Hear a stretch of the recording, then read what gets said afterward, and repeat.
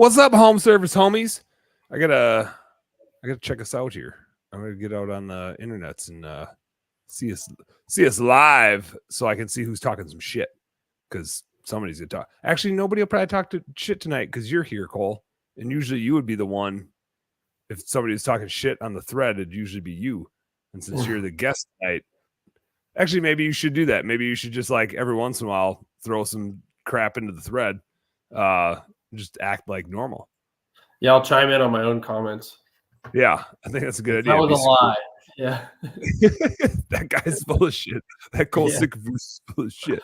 One thing you need to do now when you like go live on your own page is you need to make it public. So there, I made it public. So if you're out there and watching, y'all can share it. Share it to Cole's a big outdoorsy dude. We're gonna get into that. So if you're in like business ownery groups or hunting-y groups, anybody in that realm, gonna be entertained tonight. I gotta before we talk to you, Cole, you already saw this. I showed this off, but I gotta show it to the people watching. This is how I know. Like, Cole, your girlfriend made you a drink. That's pretty cool. Props to your girlfriend. But she's got a little ways to go because my wife got me a fucking beer fridge for my office to do the show. She even slapped some sweet logos on it. I don't even know how she tracked these down. She probably got a hold of my guy, Jai, track these babies down. I got this baby stocked up with some Busch lattes. Don't mind if I do. They're real. Like, unlike my background, these beers are real. So, depending on how long we go tonight, that's as long. I can only go 4 beers tonight. I was talking about that on the radio show today. We were talking about, like, when you go ice fishing, how far out on the ice you go is measured in beers. Like, we got a 2-beer ride out on the ice. I've done a 4-beer ride out on the ice. It was like an hour drive out on the ice. Long ass road. Where we're going that you don't get to go because you're uninvited since you canceled. You're officially uninvited. It's only like a 1 to 2 beer drive out on the ice. Depending on how thirsty you are. For you, it'd be like a 3 beer anyway. That's why I canceled. You were like, there's not gonna be enough beer for me. Like 2 beers. I'm not flying out there for this. No, yeah, you're right. Anyway, let me get that open. Anyway, I always forget to mention this. Home Service Happy Hour brought to you by Best Damn Bookkeeping. I got the QR code is over here, and then there's a logo over here, and then there's a Home Service Happy Hour logo somewhere down here. My microphone thing gets in the way of that, so it just is what it is. I got logos everywhere in this thing, and even on my background, like up above in the square thing over here, it says what the thing is, and it's brought to you by Best Damn Bookkeeping. And that's my bookkeeping company, and I bring you the show, so I'm the sponsor. So because it's my show, it's pretty cool how you can do that. Maybe someday brought to you by Advanced Holiday Lighting or Power Washing or whatever. Any day we're always taking sponsors.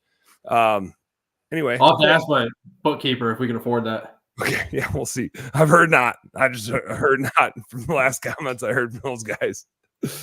Too busy distributing all their money for hunting and fishing trips because apparently they can't go out ice fishing. They got to go to Florida to go deep sea fishing. Burning way more gas for sure. Worse for the environment, probably, maybe. I don't know. Depends how many times you pee in the ocean while you're out there. Well, I'm flying down and I'm meeting my uncle. It's already got the boat. So really by the time the gas was going to get burned anyway. Yeah. It's not your fault. Okay. Yep. Might as well ride the rocket. Well, I'm sure we're going to get into plenty of hunting and fishing bullshitting. But let's get into some business stuff. I'm gonna like talk about how I met you a little bit because it's a thing. It's not, I don't obsess about you, Cole, but I do think about how I got to know you, and it makes me reflect. I'm just trying to protect your ego here. I don't want you to think like you're top shit or anything. You're a good guy. You're an okay guy. But I'm oftentimes like, got to go to conventions, but I'm like, I don't know. There's just so many conventions to go to, and there's so much travel, and they're freaking expensive by the time you add it all up, especially when you drink a bunch of Busch Lights. Although I'm very good at figuring out how to do that most cost effectively. If you've hung around me, you know I'm Instacarting that shit in. But it gets to be a lot, and conventions are freaking exponentially multiplying. They might as well be the next microbrewery. There's so many to go to, and which one should you go to, and which one should not go to, and you could go to one every freaking week if you wanted to. And I'm like a vendor at these places, right? These should be making me money, right? Most of us, those of you guys that are watching the show, go and it's an investment to help grow your business. It's an investment to help grow my business, but my clients are there too. So it's even more beneficial for me, and they're hard to go to, a lot of them. But every time I'm like, man, I just don't know if I'm going to go to a convention. I think back to all the people I've met at conventions, and most of my best relationships within our industries I have met and continue to hang out with at conventions. And that's like how I keep a lot of my good relationships in this space where they are. And that was where I met Cole, was sitting at a bar. And I didn't, even when you said your name was Cole, I didn't put two and two together until something came up and you said your last name was Sickafoose. And I was like, oh yeah, I remember friending you on Facebook because you had a sweet last name and you were holding a largemouth bass. And I was like, this guy must be cool. His last name is freaking Sickafoose, and he's holding a big largie. I'm going to friend this guy and say a nice picture. And then there you were sitting at a bar drinking a beer all by yourself. And I was like, this dude looks like a drunk. I should probably be drunk with him. And there we go. Yeah, I forget what we were actually talking about. Like, I don't know how it went. Like the conversation from when you first sat down, I think never even started anything business related. It was like straight into hunting conversations. And next thing we know, we're sharing pictures and yeah, we got right into the hunting stuff. I feel like you might have watched me speak. I think you said something about me speaking and drink and like handing out beers during my talk. And then that got me to something like, well, I'm just a beer drinking hunting fool. And then the minute I said the word like I said hunt, and you were just like, check this shit out. I hear some stuff I killed. And I went to your seminar and I brought my own cooler and I just filled my cooler out of your cooler. Oh, son of a gun. No wonder. I was gonna say I didn't see that many people drinking my Busch Lights, but all of a sudden they were all gone. That's a pro move, dude. Yeah, I went to the seminar. Respect. But I mean, hey, the best beer is cheap beer. Better than that, it's free beer. So, you know, you win. Yeah, it worked out, dude. Going to that show was like, I told myself too, like that's the last year I was going to go to that show. Just because kind of, I feel like once you kind of go to the same ones more than once, and that was like my second or third time going to that one. Oh, really?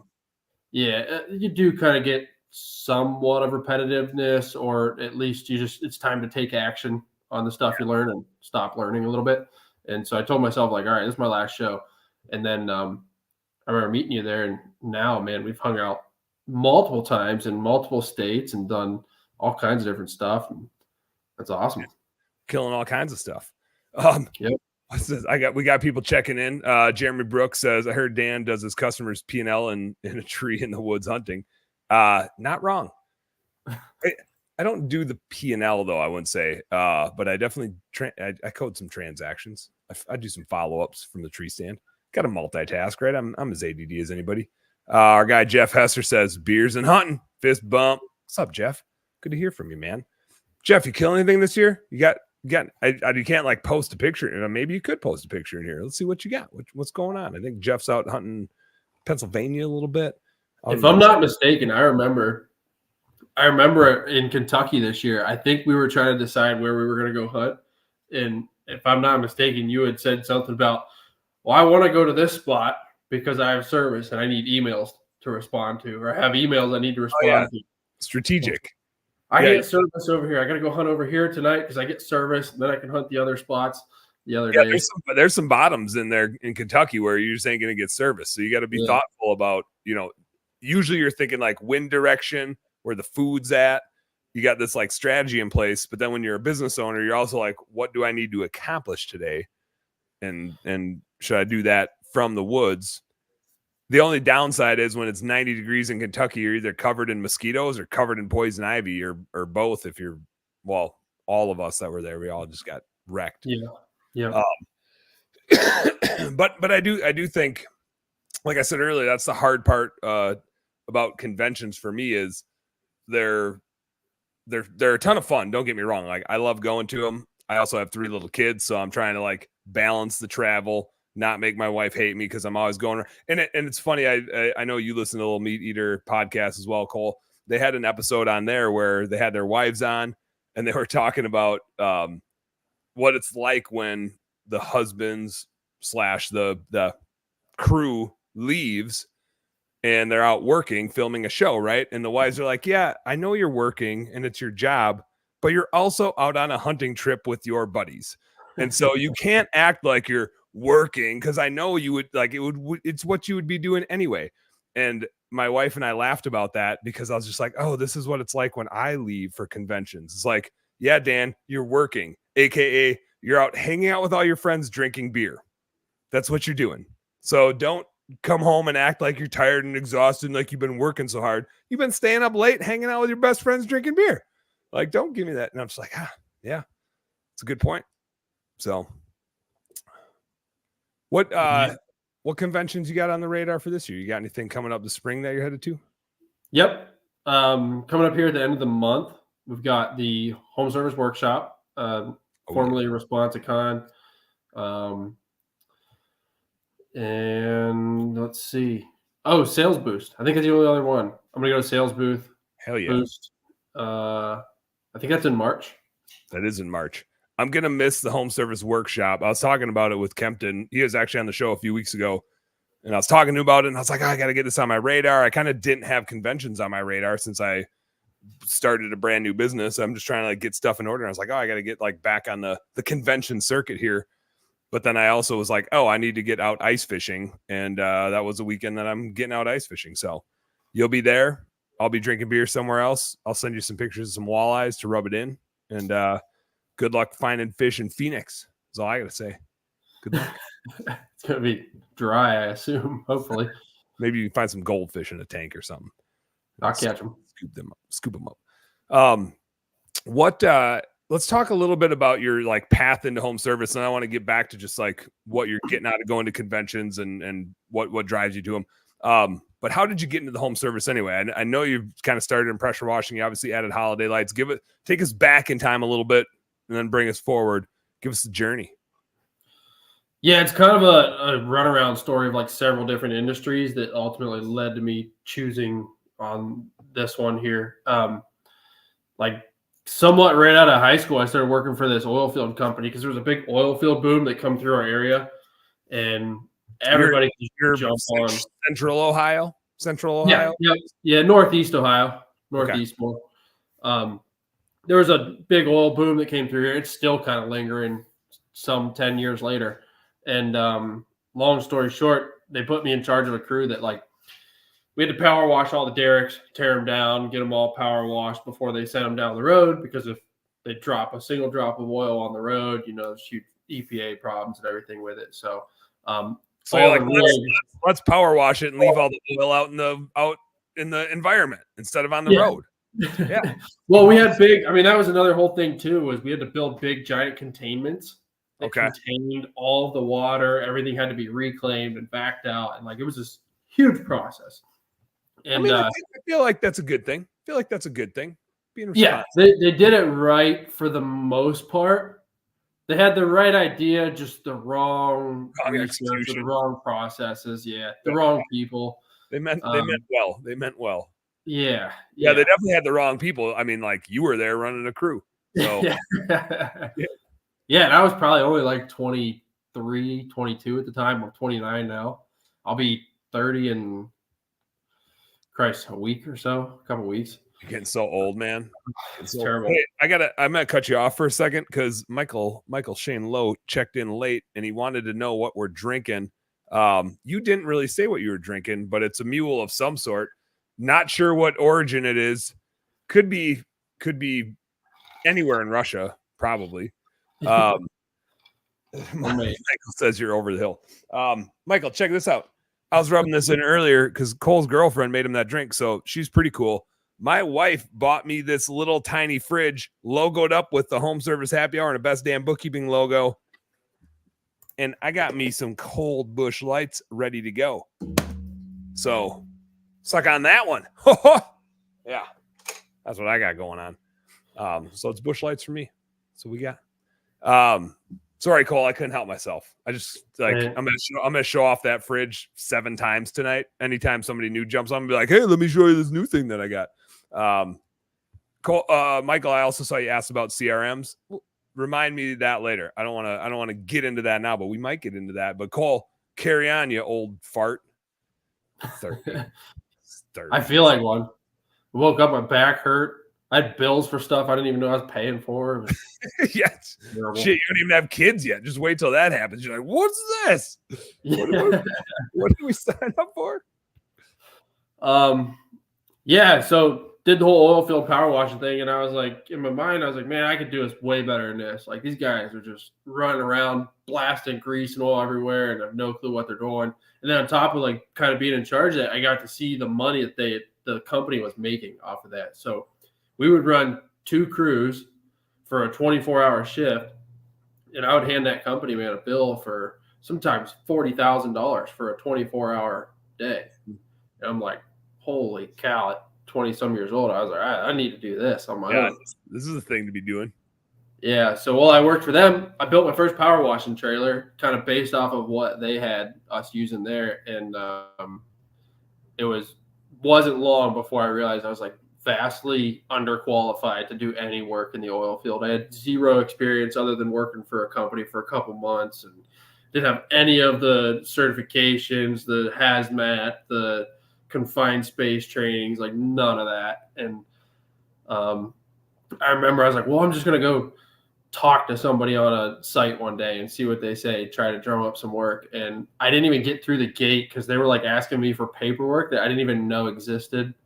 She's like, we need insurance paperwork. I was like, oh, I got insurance. She's like, no, you need a $4 million umbrella. I was like, oh, you have an actual umbrella. Yeah. Like, I got this nice one that I just picked up at Walmart for $4 the other day when it was raining. Like, can we just throw some zeros on the end of that baby and call it good? Yeah. So that was like a pretty big hit too. I was like real discouraged after that because I was like, shit, I just built this trailer and I have no clue what to do with it now. So, but you didn't give up. You didn't give up. I kept the trailer, it sat for a little bit, and then I ended up leaving the oil field company and went to work for a factory. And I was on midnights at the factory, and I used to read a lot while I was on midnights. And probably a similar story to many. I was reading the 4-Hour Work Week, and I was reading, I forget what chapter it was, but I remember reading about how he automated everything. He just built this amazing life where he didn't work at all. And I was like, well, I got a trailer, I can do this. And it wasn't, but like, I could not work at all. That'd be fine. Yeah. I was like, it was like random. Like a couple days after reading that chapter, I was on midnights one night. I'm like, this is stupid. I don't get to go on vacations when I want to go on vacation. They get to tell me when I got to go on vacation. This doesn't make any sense at all. So I put my 2-week notice in and started researching house washing with the trailer and started blasting the shit out of siding with high pressure. Just getting after solid 2 years or so. Just wrecking some vinyl. Yes, bad. But luckily, I was persistent with continuing my education and learned about soft washing and all the ins and outs of the ways of doing it right. And I mean, if you can learn it, anybody can learn it. Seriously, seriously. I barely made it through school, man. Never dropped out, just dropped in every once in a while. That's not, and it's not because you're an idiot. I mean, there's other things that happen because you're an idiot, but it's probably because you just were hunting most of the time and not actually going to class, would be my assumption. It's totally right. Yeah. I ain't shitting you. There was days where I would call off school, and I don't recommend anybody do this. If there is anybody that's still in school listening, it's terrible. But I usually call off school, and I remember I would go bow fish all day, and I would load the bed of my truck with carp, like grass carp. It'd be in the summertime, so it just stinks like hell. And I'd be so proud. But all my friends were at school, so I'd drive to the school parking lot, and I'd just sit there on my tailgate, like kicking my feet like a little kid. Yeah. Waiting for my friends to get off school so I could show them what I did. And turned out I didn't have any friends. But that was, you had people that you chose not to be your friend by putting some dead carp in their car. Exactly. Like, I don't like you. I don't want to be your friend. I don't want to be your friend. We had a guy that had like a black little Tacoma, and he was a lineman on our football team. Like, he was bigger than the truck was, so it was really funny. And one time we put his truck inside the soccer goal because, like, with 4 dudes, you could pick up his truck and just carry it. So we lifted it out, and he had to, like, Austin Powers his way out of the soccer goal. And another time, me and my buddies shot a porcupine and put that in the back of his bed, and he didn't use his truck like a truck, right? He just drove it around. And so it was quite a few weeks later when he was just like, man, something was smelling, and I couldn't figure it out. And I looked in the back of my truck, and there was just this like rotted porcupine back in there. I was just like, oh yeah, like, that's a bummer, dude. I don't know where something like that why it would have crawled in there and died. Like, who knows where that thing came from? But me and my buddies had forgotten about it. Like, it was so long from when we shot it and threw it back there. We had forgotten that it was a thing. And then like weeks later, he like brought it up, and we're just like, oh my God, like, somebody put a porcupine back there. Like, I can't believe somebody else did that. And we were like, wait a second. That was still the porcupine that we put back there. That's funny. Yeah. I feel like if I found one in my truck, I'd probably be like, man, I wish I remember what I did to end up in this situation. Thing like must have cannonballed from a tree that I drove underneath to like land. I left the house without a porcupine, came home with one. With a porcupine. What? Michael has a good comment here. He said, dead carp reminds him of a date. Interesting date. He did request say your last name, please. And it might be the coolest last name in the whole power washing industry. Potentially. It's pronounced Sickafoose. That's it. German. It was originally Zagenfuss, I think. Yeah, if there was a Zagenfuss that showed up, you would be less cool. Yeah. It always, like, nicknames in high school was always like Kick a Moose or Kill a Goose. Yeah, there's a lot of oos references. Yeah. No, like Sickum. No, like that. There nothing. No plays off of that term. Nothing cool.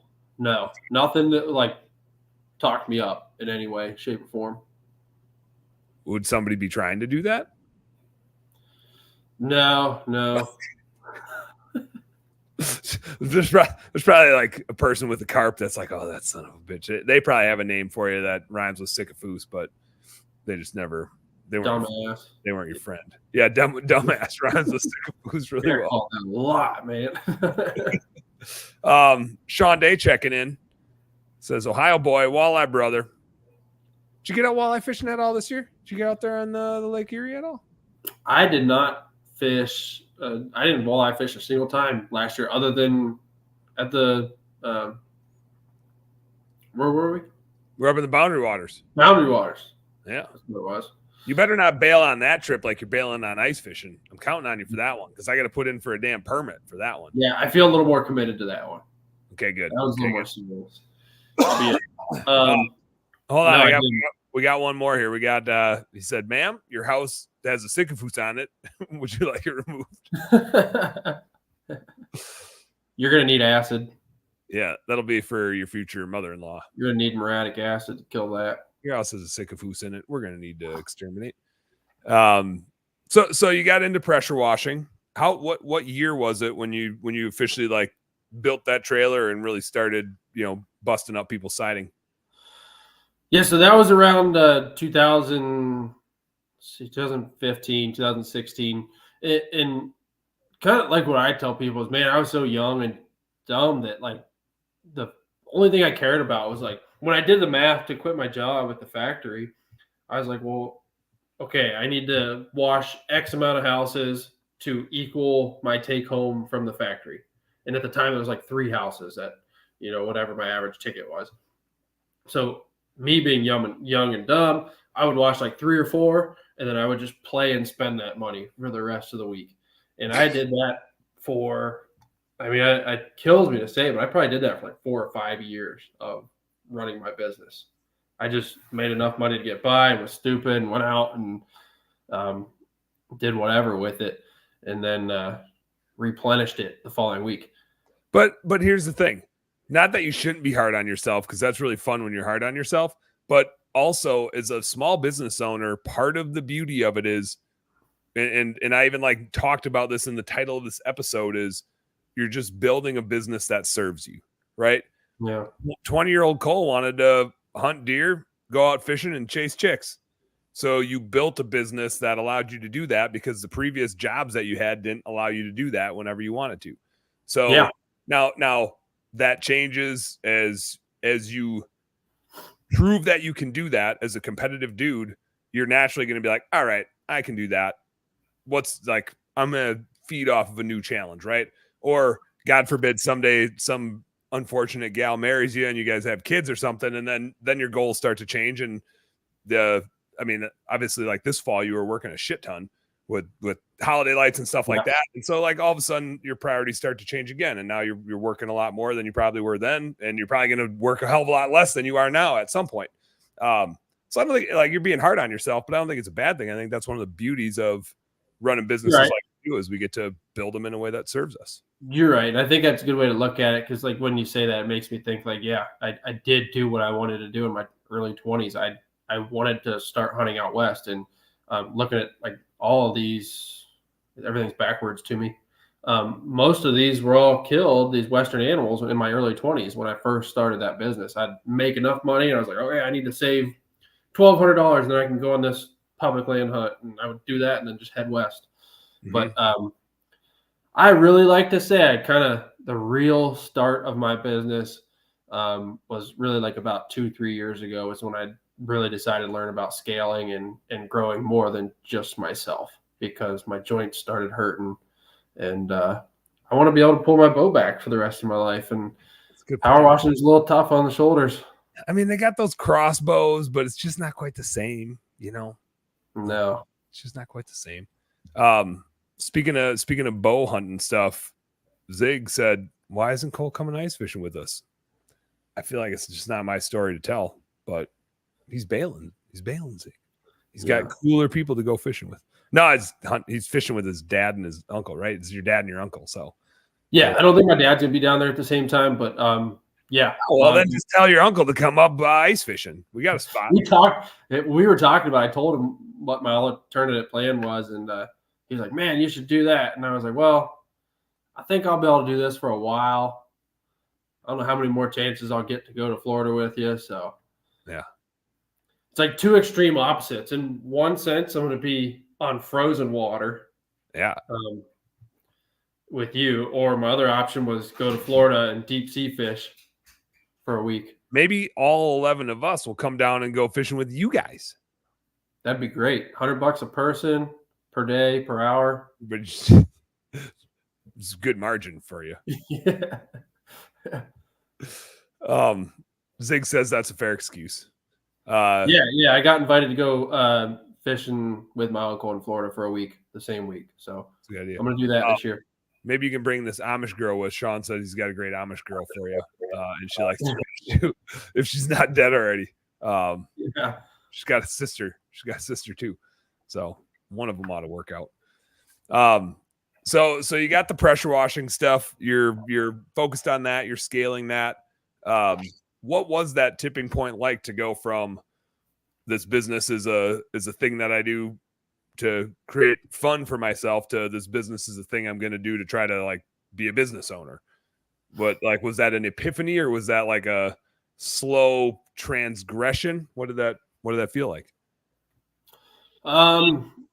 It was a mindset shift, really. It was understanding that what I have been doing for the past 4 or 5 years and just getting myself by is not going to get me to the future that I really want. Which is like what I was doing was I would make enough to go bow hunt for a week out west, and I would have zero income coming in while I was out west. Mm-hmm. Well, I realized going forward, now that I have more bills coming in, I have more things to plan for, family, buying a home, buying more investments, buying other things. I need something that was going to generate money while I was gone. It allowed me to go for longer periods. So, that was like kind of a mindset shift in my head was like, okay, I'm going to have to sacrifice a little bit of hunting over the next couple of years, focus on building the business and getting the right people in place, and kind of watch it pay off in the long run. And it is now. 2-3 years into scaling it, it's really starting to pay off now, to where I can step away and have money coming in while don't even have cell service. What was that transition like? Was it what you thought it would be? Was it easier than you thought it would be? Was it harder? Was it different? Harder. I think it was harder. I think you hear people all the time say like scaling a business is hard and this and that, and you kind of like think like, yeah, I could do it. Like this guy did it, I could do it. But it really is really hard. You've got to work hard. You've got to be able to sacrifice things and put your mind to what you're focusing on and get it done. Mm-hmm. One of the I see often that people like to talk about the levels of business, and they're like, oh, level 1, here's what you're doing, and level 2, here's what you're doing, and then you hit level 3 and here's what you're doing.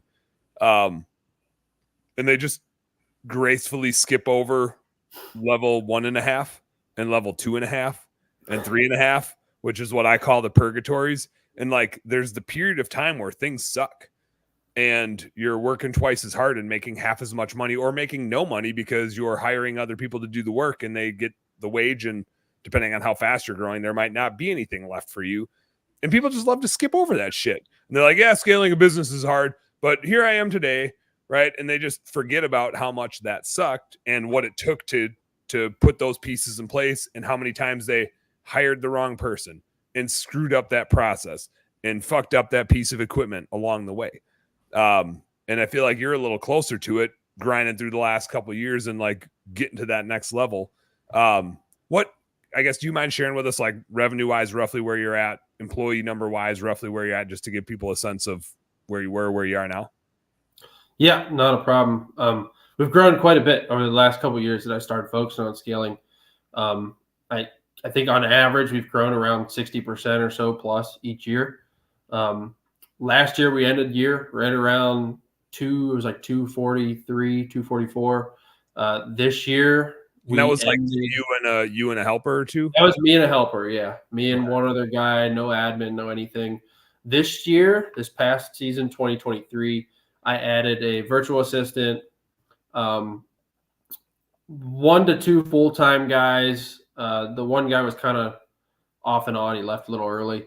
And then a couple part-time guys floating in and out of there. So 1 or 2 full-time people, and then a couple guys floating in and out. I worked around their schedule a little bit. Mm-hmm. And then myself kind of in and out of the field. I would say maybe 1 day a week, if that, I was in the field doing actual physical work. But this year we closed out the year just shy of 400. Beauty. So yeah, very good growth, I think. You're getting to the sweet spot. There's a nice sweet spot around like the 500,000, 600,000, where you're still playing like ops manager, but everybody's out in the field doing the work, and you go out there and you backfill every once in a while, or you bring them hot chocolates or coffees or maybe some whiskey in the coffee. I don't know. And you got some admin help. Like 500,000 is a great level where you can like have a full-time admin person helping out. And it's profitable. It's a sweet little business model. But then you know what's going to happen. You're going to hang out there for a minute, and then you're going to be like, well, now that I'm here and I show that I can do this, maybe I'll just double it and do this $1 million thing that everybody wants to do. Because you're a dude and you're an entrepreneur and you can't help yourself. So that'll be the next thing. But at least in the meantime, and then you're going to hit another purgatory where you stop making money again, even though you're like, how am I doing so much work and not making any money? But for a minute there, you're going to make some money. It'll be good. Go on some hunts. Maybe come ice fishing or something. Yeah.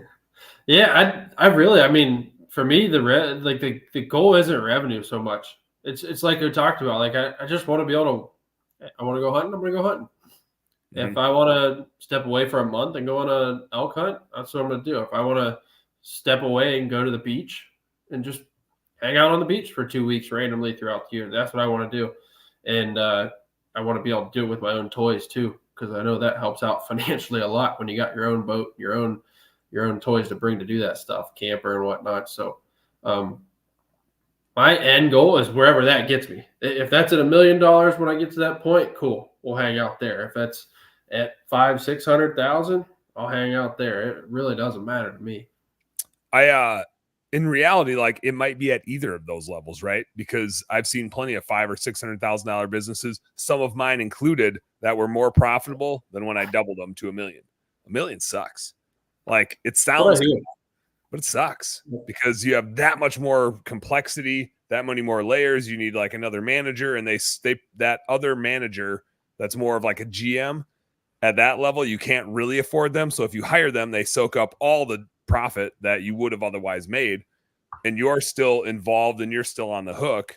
You're still like mixed into the day-to-day a little bit. If you're not, there's not much money left. If you are, you're just still the fire putter outer. It's tricky. It's like just big enough where it can, like some of them, depending on your margin structure and the client base and all that, some of them can take care of themselves. But a lot of times you're still really involved and you're trying to find that like next level leader. And it's weird when you go from managing people to managing a manager or a leader. It's tricky to like help enable them. So a lot of people get hung up there. I actually, on our radio show earlier today, I was talking with Angela, JC, Rob Anderson jumped on, and then Hecubus, who's like the producer of Turf Sub Radio. And what you just mentioned about your goals is exactly what we were talking about, which is most people try to identify a revenue goal and they don't actually understand why, right? It's just like, I'm going to do 800,000 this year because I want to double. Why? Well, because doubling sounds cool, but why? And nobody really can get, not nobody, but a lot of people struggle to get to the point where like, I want to do this because I want to go hunting more, or I want to have more freedom, or I want to have more time for my family. Like, it's not about the revenue. The revenue is just a thing that's a cop out.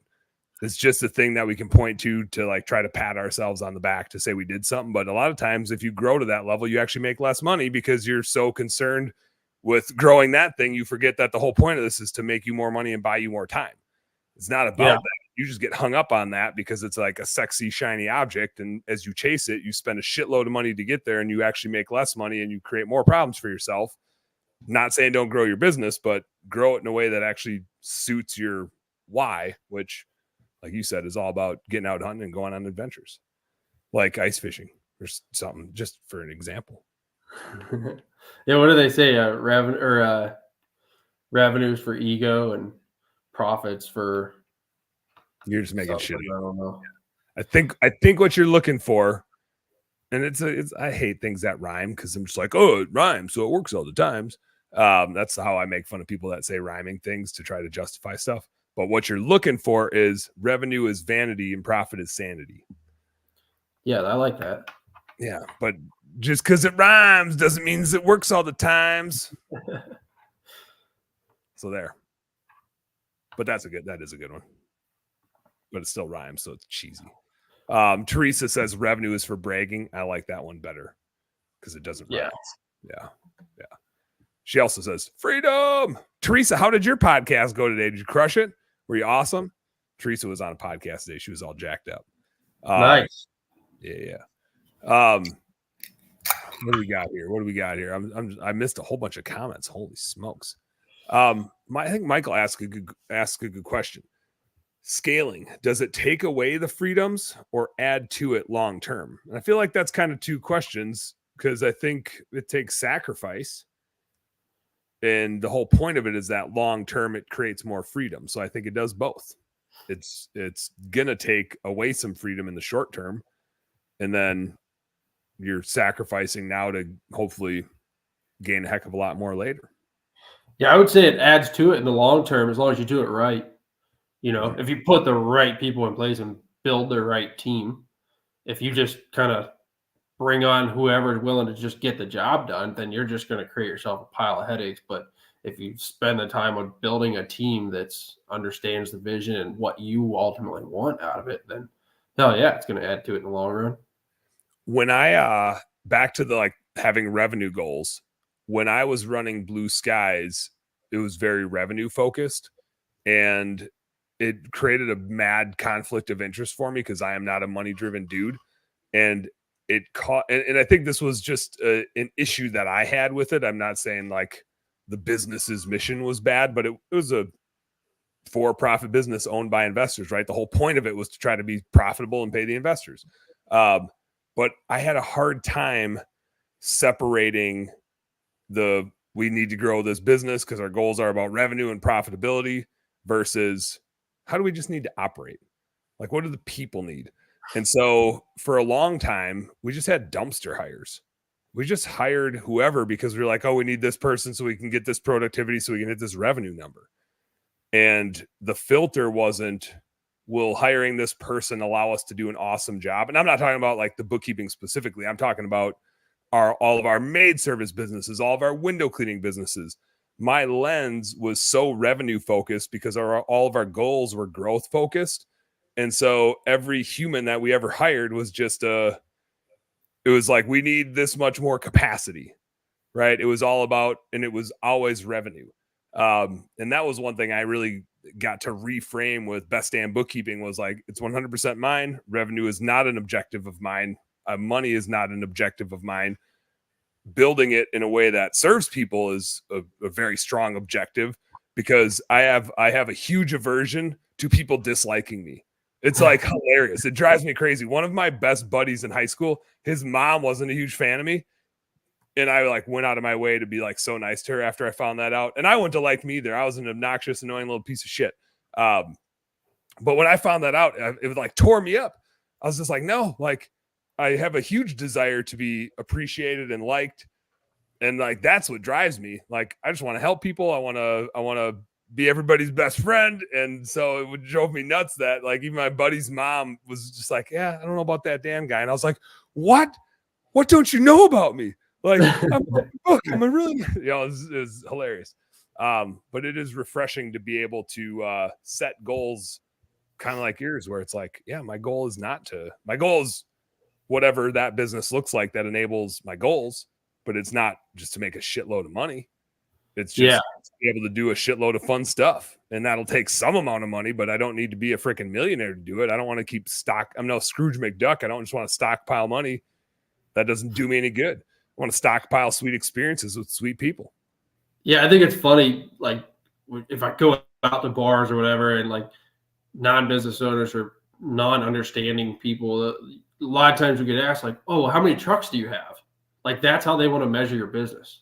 Mm-hmm. Like, well, how many trucks do you have? I'm like, well, they want me to say like 10 because then I'll sound more successful. But I feel like there's so many other better questions people could ask. Like, how many days did you spend in the woods this year? Yeah, that's a good one. Man, I hunted so hard over the last week when it was just cold and shitty and rainy. Like, I don't know if I'd brag about it because I think I saw a deer. My trail cameras were just going off now, and I'm just like, oh, it's too late. I know. But yeah, I don't. I think I get why people want to go to revenue or trucks or some productivity measure like that, because it allows us to process, right? It's the same as percentages in a way. I always, because we were always so like growth focused at Blue Skies, all of my metrics were like in percentages. And I was just like, you guys, we can't take a percentage to the bank. I can't just show up at US Bank and be like, I got just 20% for you to deposit. Like, they take dollars. So I would always push back and say, like, why are we so worried about this percentage? Like, incrementally, if the goal is more, like, why wouldn't we want more dollars? Why are we so focused on percentages?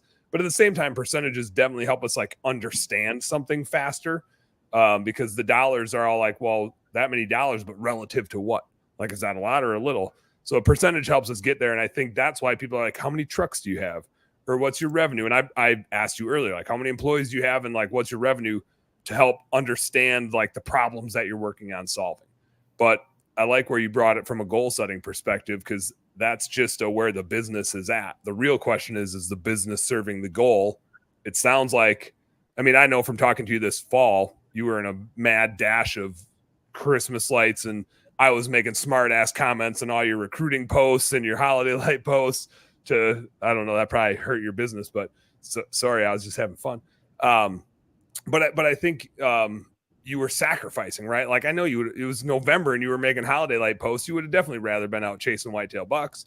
But do you feel like you're getting there and you're there going into this next year? Do you have more sacrificing to do? Where's your head at? Yeah, I mean, there's definitely still more sacrifices to make, but I think one thing that's really helped me out is understanding the vision and being able to see what I'm building. You know, it's a lot easier for me to sit inside on a cold November day when I would love to be at a tree stand during the rut when I know I can tell you to detail what the outcome of me being in here is going to look like. And knowing that really helps me sit here and not worry so much about what I'm missing. But yeah, there's still going to be sacrifices to be made. And will I ever get to the point where I'm not making sacrifices? I don't know. You know, I feel like if you're living a full life, you're always going to be making sacrifices, right? If you're living a full like family life, a full outdoorsman life, a full business life, a full spiritual life, whatever you got going on, you're always going to have sacrifices between them. And the less sacrifices you're making means you're probably not pushing boundaries on like being the best version of yourself in all the different areas that you want to excel in. So I think it's good to be in that realm. Speaking of making sacrifices, I got to sacrifice your microphone time here while I reach over to the sweet mini fridge with a couple of badass logos on it for Home Service Happy Hour and Best Damn Bookkeeping, brought to you by Best Damn Bookkeeping. What do you think? Should I grab one from the top shelf or probably the bottom shelf, huh? To like even it out. They're really they're wedged in there. They made this thing perfect for 12-ounce cans. So that, which is gonna be tough with tall boys, but perfect for 12-ounce cans. There's not a lot of air left in there, so it doesn't need to cool down in a very big space. Just tiny little space. So what's up in 2024 here? You got any goals, any plans for 2024 beyond what you did this last year? Yeah. My goal this year is to not wash any houses or do any jobs physically. Have all the guys do it all. Get myself completely out of the field. What are you gonna do when like two guys call in and you're the last line of defense? Are you gonna back out of that plan, or are you calling Mrs. Jones and being like, "Hey, Mrs. Jones, we don't have anybody to send to your house today. We're gonna need to reschedule you to Billy's route this weekend"? Most likely, I'm gonna go get it done. Well, I think it's like, "Hey, Mrs. Jones, that 1,500 square foot ranch house you got to do, Billy's gonna do it this weekend." Hey, Mrs. Smith. Yeah, that $1,000 job we got on for you today, I'll be out there real soon. I'll knock that out for you. Yeah. It probably depends what it is. If it's a big job, maybe go get it done. If it's a small job, maybe just go get that done. Maybe I'd better do the small job. But just probably just depending on what the service is. There's some services I hate more than others. So there you go. Opportunistically staying off the track. I do think that is one of the biggest challenges for small business owners is that balance between I want to be off the truck, want to be out of the field, but also one of the goals of my business is to provide a great service to my customers, and they're not getting a good service if I don't have any employees to send out and I'm not willing to go out there and save the day. And that's a balance. And I don't like when people try to act like that's binary, which is why I made fun of you for being like, I'm not going to get on the truck. It's like that's a good target. And it's not that it's an unrealistic target, but it's fine to jump back on the truck too. And you're going to find that you have a lot more fun when you do it because every once in a while you get to do it versus you have to go out and do it every day. It feels a whole lot different when you get to run out in the field every once in a while as opposed to doing it all the time.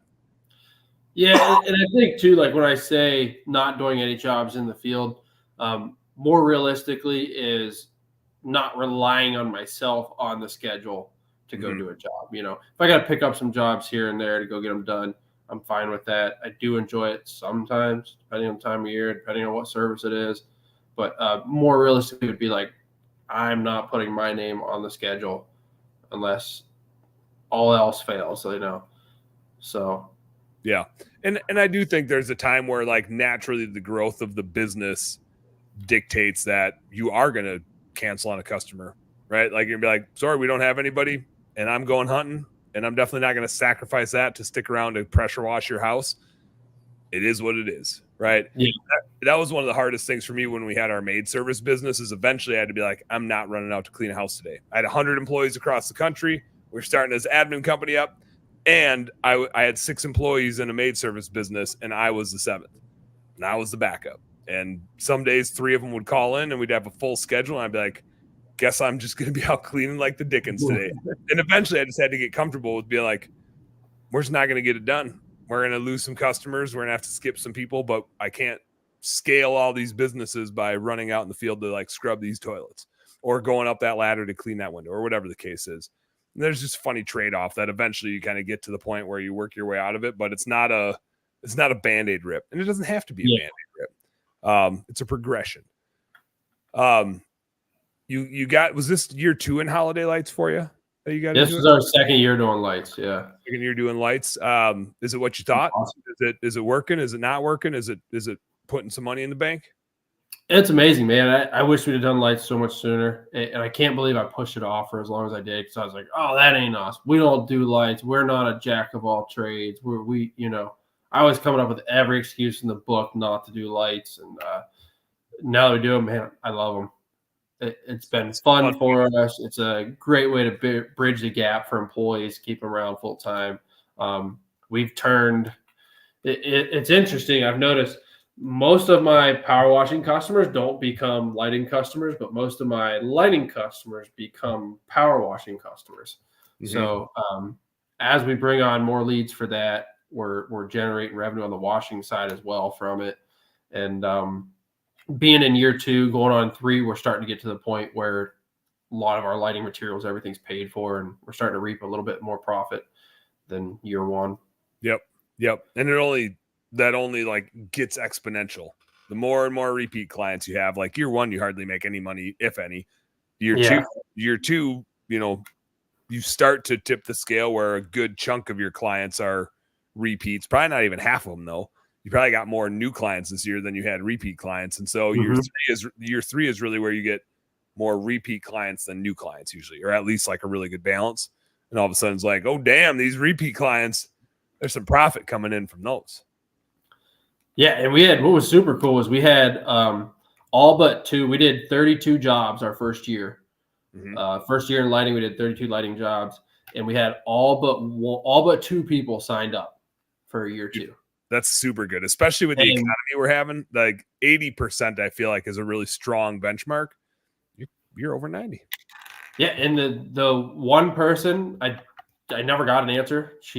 I tried for the life of me in every way possible to get a hold of her. Stopped at her house, letters, everything. Just simply couldn't get a hold of her. She may have died. I have no clue. She probably just had a crush on you, and she was like a little embarrassed or something like that. Hate when that happens every time. Isn't that rough? Yeah. The other guy, it was probably that, but he said he was moving out of the state. But you think he probably had a crush on you, and that was just most likely he had a crush on me. Yeah. It only makes sense. Yeah. We did 32 jobs last year, and this holiday lighting season, our second year, we closed it out right at 74. Nice.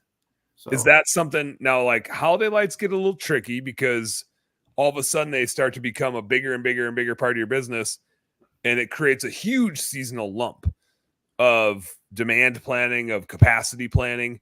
Are you just going to let it rip and let that kind of pull the business and pressure washing come along with it? Or do you try to like contain it and grow it at the same pace as pressure washing? Obviously, because like you need some time back in November so you don't have to miss the rut. We would try to get you to come to Illinois. You thought about it.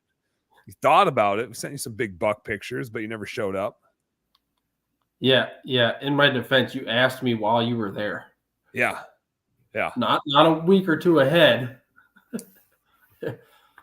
So no time to plan. I feel like we probably brought it up to you when we were in Kentucky. I don't know. Maybe. I looking at it now. Growth wise, the lighting is just exponentially growing faster than the washing side. The growth on the washing side has kind of slowed down, and I think it's due to several things. One, just simply demand isn't, in my opinion, quite out there like it was, or at least it still is. It just the cost per leads is going way up, and they're a little harder to close than they used to be. The wash or the lighting side, man, I feel like there's no shortage of leads, and it's, in my opinion, not that hard to close. I feel like with lighting customers, there's no middle ground of people wanting to negotiate. It's like I get either a hell yeah or a hell you're no. insane. Yes. Yeah. Dude, it is so funny. It is so funny. I'd be a hell no. I mean, like, I have our business lights for me, but I'm just like, you want how much for lights for a couple weeks? Like, I would never be able to fathom it. But it's amazing how many people are like, yep, a couple grand sounds awesome. And I'm like, yeah. Where do you come from? Why does this seem like a good idea? I feel like talking you out of it now that you said yes. But we have a residential one that we do, a residential client that's over $8,000. it's just amazing. It's just amazing. Blows my mind. You could probably sell them like 50 grand of permanent lighting. Probably, yeah. But then you lose the recurring nature. Yeah. It's kind of nice. Yeah. Zig's got a good question here. Michael had thrown this in earlier. The word you guys are leaving out is balance between work and life. And I don't like the term work-life balance, because when I think of balance, I feel like you're giving one up to do the other one. And it's like a weird teeter-totter thing. And this is me. Not everybody is built this way, but I'm like, I want to do them all at the same time. I want to be in the tree stand answering an email, or in the fish house working on my computer, or sitting here looking at trail camera pictures while I'm talking to Cole, and he doesn't know that I got my cell phone right here and I'm looking at trail camera pictures. Like that, I want an infusion of all of them together. Yeah, there he is. Is that Spy Point? You get Spy Point. I do, yeah. Same here. I recognize that right off the bat. But so I think like there is a balance, but I think the more of them you can do seamlessly, right? Like, the more I can hunt and fish with my family and my business friends, the more I can do all of the things I love together, which then I get to do more of all of them. And I think maybe that's just the ADD nature of some of us. So I get what you're saying, Michael. I think there is a balance between it, and my balance is more of everything. Which does drive my wife nuts sometimes, because like Saturday mornings, I'm usually on my computer working, watching hunting on YouTube with one of my kiddos. Like, that's my Saturday morning if I'm at home. I'm watching hunting and fishing, I'm working, and I'm hanging out with my family. And my wife is like, you need to like put the computer away. And I'm like, I will, once I do these couple things, and then we'll just focus on 2 things instead of 3. That everybody gets 50% more attention then. Yeah, see, I'm almost devil's advocate to that, because I feel like I'm better at, like, let me focus on this right now. I'll get to that in a minute. Because if I try to do both at the same time, I'm going to end up half-assing both. Oh, that's exactly what I do. Yeah, Michael said, Dan, that's your balance. Not all can handle it. Yeah, exactly. I do recognize that oftentimes I take that too far, but I try to do a little bit of everything. I don't want to give up anything to do more cool stuff. Zig said, question, if you are looking for them. I read that like a jackass. Said, question, if you are looking for them. I'm stuck in the 120K realm. Can't seem to bust past that. Did you ever get stuck in that area? How did you break past it? I have the people to work, but the phone just doesn't seem to ring the way I need it to. Cole, you got through that at a little bit of different time in the economy. But any specifics you can point to on getting through that? That's kind of like purgatory 1. Any specifics you can point to on working through that? Yeah, I think when I hear that, it makes me think of what am I tracking? Because that's going to answer your question right there. If you're spending what you probably should be to grow, in marketing, then what of that marketing is being tracked and where's it being spent? And then I would look at those KPIs and say, okay, this is where 90 or 30 or 40% of our leads come from. Let's go all in on that maybe and back off on some lower closing stuff or some lower ticket producing marketing efforts. But I think just one thing that like got me up into that higher 250 range was just simply stepping out of my comfort zone with marketing efforts and doing off the wall stuff that you think are like, oh, we don't do that because we're not a big company. We don't send mailers. We're not that big. We don't do billboards. We don't like I've done billboards. I've done all kinds of different stuff. Not because I think one thing works over the other, but just because try it out. What the hell? Give it the old college try. Yeah. I do. So I think there's like a marketing hierarchy to start messing with. Part of it is when you first get started, you exhaust all the free stuff, right? You get your website going, you get your GMB going, you get a Facebook page going, you get Nextdoor or whatever. And so you can keep pushing more into that. But at some point, you have to start spending money on ads because you need more leads to come in. And we're fighting a tougher economy, right? So you're going to have to pump even more into it. As you get going on ads, there's the more proven ads, but you're like you're going to hit singles and doubles. The Google ads, the local service ads, Facebook ads can be a little trickier to dial in. Some people have really good luck with them, but you can also freaking like light money on fire with them. Same with YouTube ads, right? You could get that stuff going. The most like balance between boots on the ground and marketing spend, where there's a little bit of marketing spend, but you can just go hard boots on the ground, is flyers, yard signs, and like letters on people's doors and door knocking, right? So if it's like more leads that you need and you have a good infrastructure, meaning you have a great GMB, a bunch of Google reviews, a really good website that converts so that when they go looking for you, they end up back there. Then it's just how do you get more people to end up back at your marketing infrastructure, which is either spending money on ads or doing boots on the ground stuff to get in front of them. That decision goes to how much money do you have versus how much time do you have? Or maybe you can pay somebody else to do the boots on the ground stuff. I have my purgatories of scaling presentation that I do. And so I've got a list of things to get through purgatory level 1 to it's not revenue focused stuff, but it's very like profit focused stuff that then allows you to invest in marketing. So number 1 is making sure your COGS is dialed in. To me, that's making sure you're paying commission-based pay instead of hourly, or some sort of pay that protects your margin structure. That just guarantees your profitability a little bit better, so you don't have to babysit it as much. Usually getting admin help earlier. And Cole, you probably noticed that this year, like when you get admin help, Big time. like, oh, like that's so cheap and takes so much weight off of me to grow this thing.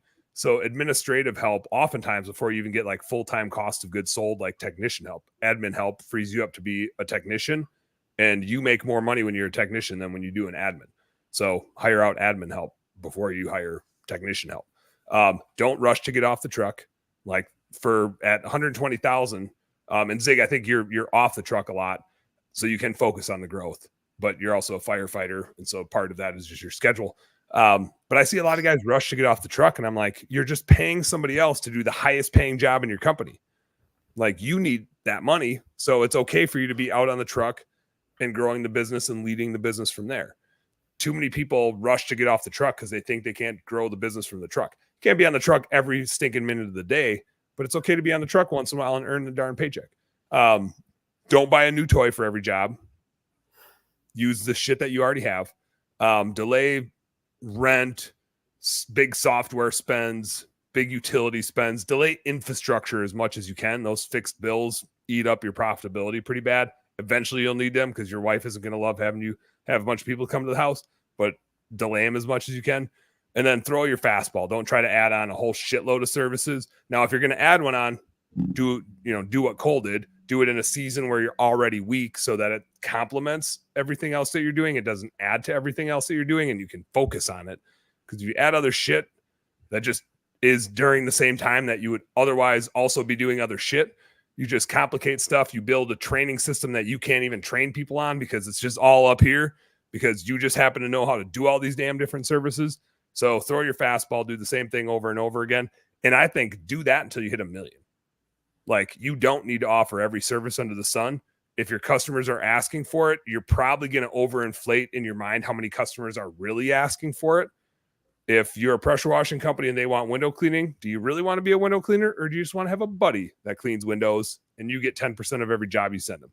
Maybe you do want to do holiday lights. Maybe you don't. If you don't, go talk to somebody like Cole and he'll pay you 10% for everybody that he does that you sent his way, whatever the case is. So I think those are a few things. Again, they're not like revenue focused things, but they're time focused things for you to have the time back to go grow your business.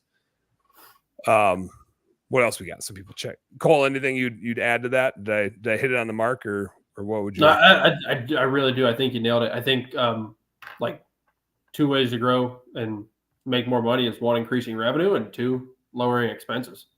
And so, like you said, focusing on your COGS and where you can eliminate there, and growing your revenue at the same time is a great way to do it. Also, I would have added that one thing that I noticed was like monumental a while back for me was when I realized how crucial our follow-up system was.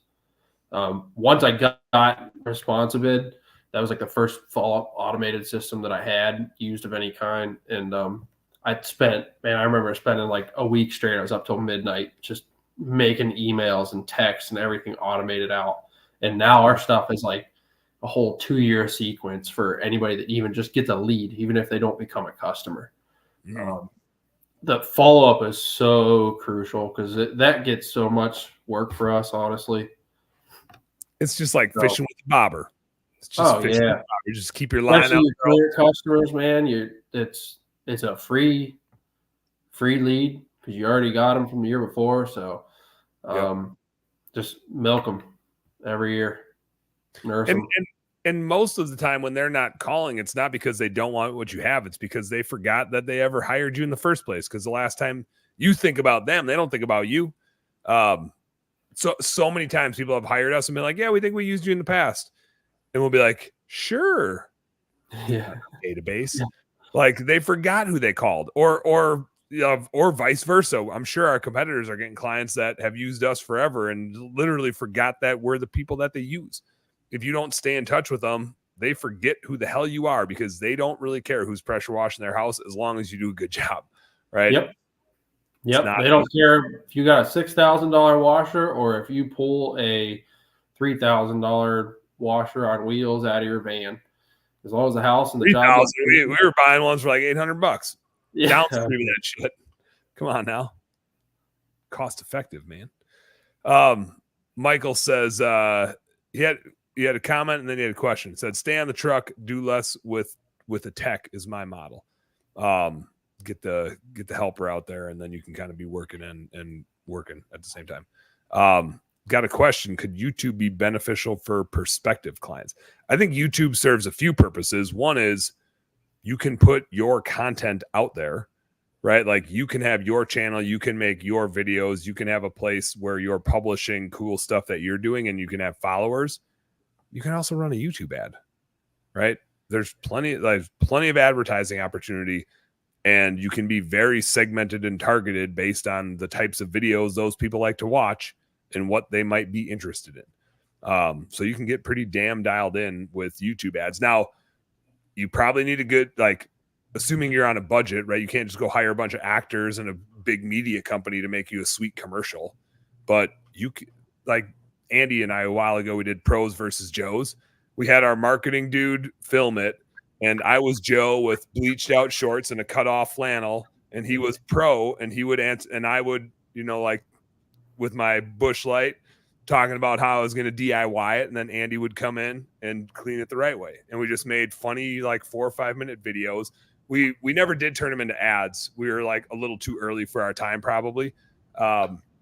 We should have repurposed them and turned them into YouTube ads. I don't even know where the hell they are anymore. But it was like fun content, and it got thousands and thousands of impressions. Just us being goofballs, right? And him teaching a little bit and me being a schmuck. It was a perfect combo, if you can imagine that. Me being a schmuck, and then, a business owner dude being a smart guy. So anyway, I think just having fun with it, right? And there's no reason to not throw some stuff out on the YouTubes. Yeah, we're on YouTube right now. We're on YouTube right now. So I didn't even know that. Hell, we have several things on. We have several videos on YouTube, but we're not like pushing them for marketing. I've never really looked into the ads. I can't speak for those, but I think the most value YouTube brings for a business, honestly, is being able to create unlisted training videos. Like I take my phone in a field, film me doing a job or doing whatever, changing the oil on a machine, upload it to YouTube, make a QR code for the link, and now it's a training video with a scannable code that the guys can pick up anywhere. Mm-hmm. I think that's priceless. Since we're on the YouTube topic, in the bottom right-hand corner of the screen you're looking at, you can see follow us at Home Service Happy Hour on YouTube. Go check it out. I haven't talked about it at all. So we probably have like 2 subscribers, and one's probably like my mom and one's probably my grandma or something. But go check us out on the YouTube. All this is out there. And then we got our little bites. You can go like check out the little nuggets, little clips of what we're talking about. So if Cole and I said anything cool, Jai usually like finds it, snippets it, and then throws it out there as a short so that you guys can get the Cliff Notes version. Not that so much to choose from. Not that you want that, because you probably want to sit here and hang out and drink beer with us. But if you don't have time to do that, then you can go check out the Cliff Notes version. But give me a like, give me a subscribe, smash the buttons with the thumbs. You know what to do. Yeah, just like that. I'm trying to teach Crosby how to do a fist bump. Like Crosby's all about. He's my one and a half year old. He can do the high five like a son of a gun. He's all about the high five. When he fist bumps, he like puts his hand like this, and he's just like, meh. Like it's not solid. He doesn't like make a fist. He like just puts his fingertips together and he like kisses you. Like a hollow fist. Yeah, it's pretty adorable. But he's super committed to the high five. You're like, high five, dude. And he's just like, wham. And you're like, fist bump. And he's like, nah, like just gonna come in here and I don't know what we're doing with this thing, so I'm gonna just kind of limp it. Yeah. He's like, it's more of a knuckle touch. Yeah, a little bit. I don't know what it is. Like he's drinking fancy wine or something. Like he's like, pretty soon he's gonna have a pinky out. Yeah, you did a good job there. Oh yeah, it'd be this way. Yep. There we go. Jai, take a screenshot of that. Oh, I gotta back up a little bit. My hand is too big compared to yours. Here we go. Where's hair? This is the worst. We're the worst. Shane said, "Is this not on YouTube Live?" It is. It's live on YouTube right now. I like sending super chats. I don't even know what the hell a super chat is. What the hell is a super chat? You know what a super chat is? Never heard of her. Sounds cool. Sounds pretty cool. Ellie Mason checking in. What's up, Ellie? Ellie, I think you sent me a message earlier, and then I had to run out and get my kiddo, so I think I owe you a message back. She said, "Cost-effective, best words ever." That's probably just a finance nerd to be cost-effective. I'm frugal. I'm almost as frugal as Cole, probably. As cheap. I'm a cheap ass. A lot of my friends know me as a cheap ass. Yeah. I was in college, my nickname was the beer Nazi, because like if you took one of my beers, I would remember. Like I was living on a budget, and a 30 rack or 2 a week was all I could afford. And so if you were like, "Hey Dan, can I have a beer?" I'd be like, "Yeah, dude." And then the next day I'd be like, "Yo man, you owe me a beer. So like whenever you feel like getting me a beer back in my fridge there, just hit me back." I grew out of it, but for a while when I was on a tight budget, I was the beer Nazi. Kept track of that shit. You owe me. Pretty sure you owe me a beer or 2, Cole. Oh, I definitely do. Maybe that. No doubt about that. I don't know. You've just it's accrual. It's accrual. That doesn't make any sense. That's still you've accrued them. Oh, just like an interest of beers. Yeah. I'll take that. You get payouts at a 30 rack. Accrual and accrued are 2 different things. You know that, right? No. Okay. That's why I pay you. Yeah. Okay. So, yeah. We're not going to get into it. This isn't bookkeeping, beer, and BS anymore. I'm not going to talk about bookkeeping stuff. That stuff is boring. So we're going to stand with the accrual versus the accrued. Now here's some real talk. my wife, Ben's wife, and then some other friends of ours are hanging out this weekend. So Ben and I got our kids Friday, Saturday. We're going to be hanging out. He shot a deer. We got to process. And we also need to get plans done for a fall hunting trip. I think we talked about this when we were in Kentucky, but our goal is to not do Kentucky again. We want to go out elk hunting. So we also don't know shit about elk hunting. And I feel like this is just kind of like starting a business. It's like, we know we want to get into this thing, but we don't know where to start. And so one of the pieces of advice we've gotten, and he signed up for Hunting Fool. I think that's like a service you can sign up for. Yeah, that's what I'm on Hunting Fool. Michael chimes in. He says, "Okay, you're not set up for Super Chat, Michael. How do I get set up for Super Chat?" Now he's on YouTube checking us out. You do have elk in Kentucky. We haven't been that far into Kentucky, and it takes a long time to draw an elk tag in Kentucky, I believe. Cole, do you know that? I feel like you've probably applied for an elk tag in Kentucky. They're just south. Yeah, super tough. As a non-resident, very, very, very tough. Yeah. But it is, don't quote me. If I'm not mistaken, I think it's a lottery. Okay. So it's still equal opportunity. Oh, interesting. Not a good opportunity. Yeah, but it's equal. It's an equal shitty opportunity. Maybe we should all start putting in there. Right? We should. I'm not mistaken. Are you putting in for that Florida goofy tag thing again? I'm going to. Yeah, send me the link. Let me know when that one is. I want to do that one again. Yeah, I better. I need to have a list of the tags to apply for. We're gonna start applying for Iowa tags because you can get an Iowa out of state like once every 5 years for whitetails. So Ben and I are gonna start putting in there just so someday we can go to Iowa and kill a huge buck. But this year we're like, we got to do this elk trip eventually, and this is gonna be the year. We've been putting in for Arizona, north of Flagstaff, or right around Flagstaff. We got a good unit we want to go to. But it's a good bull unit, and our problem is we're gonna draw a freaking tag one of these years and be like, oh shit, we don't actually know how to hunt elk, and now we just have this expensive tag that we drew, and we have no idea what to do with it. So yeah, I think. Go ahead. You got to like get your training wheels. You know? Yeah. Need to like get some lumps first. Need to screw some shit up. I don't want to like win the lotto right away. Michael says, I'm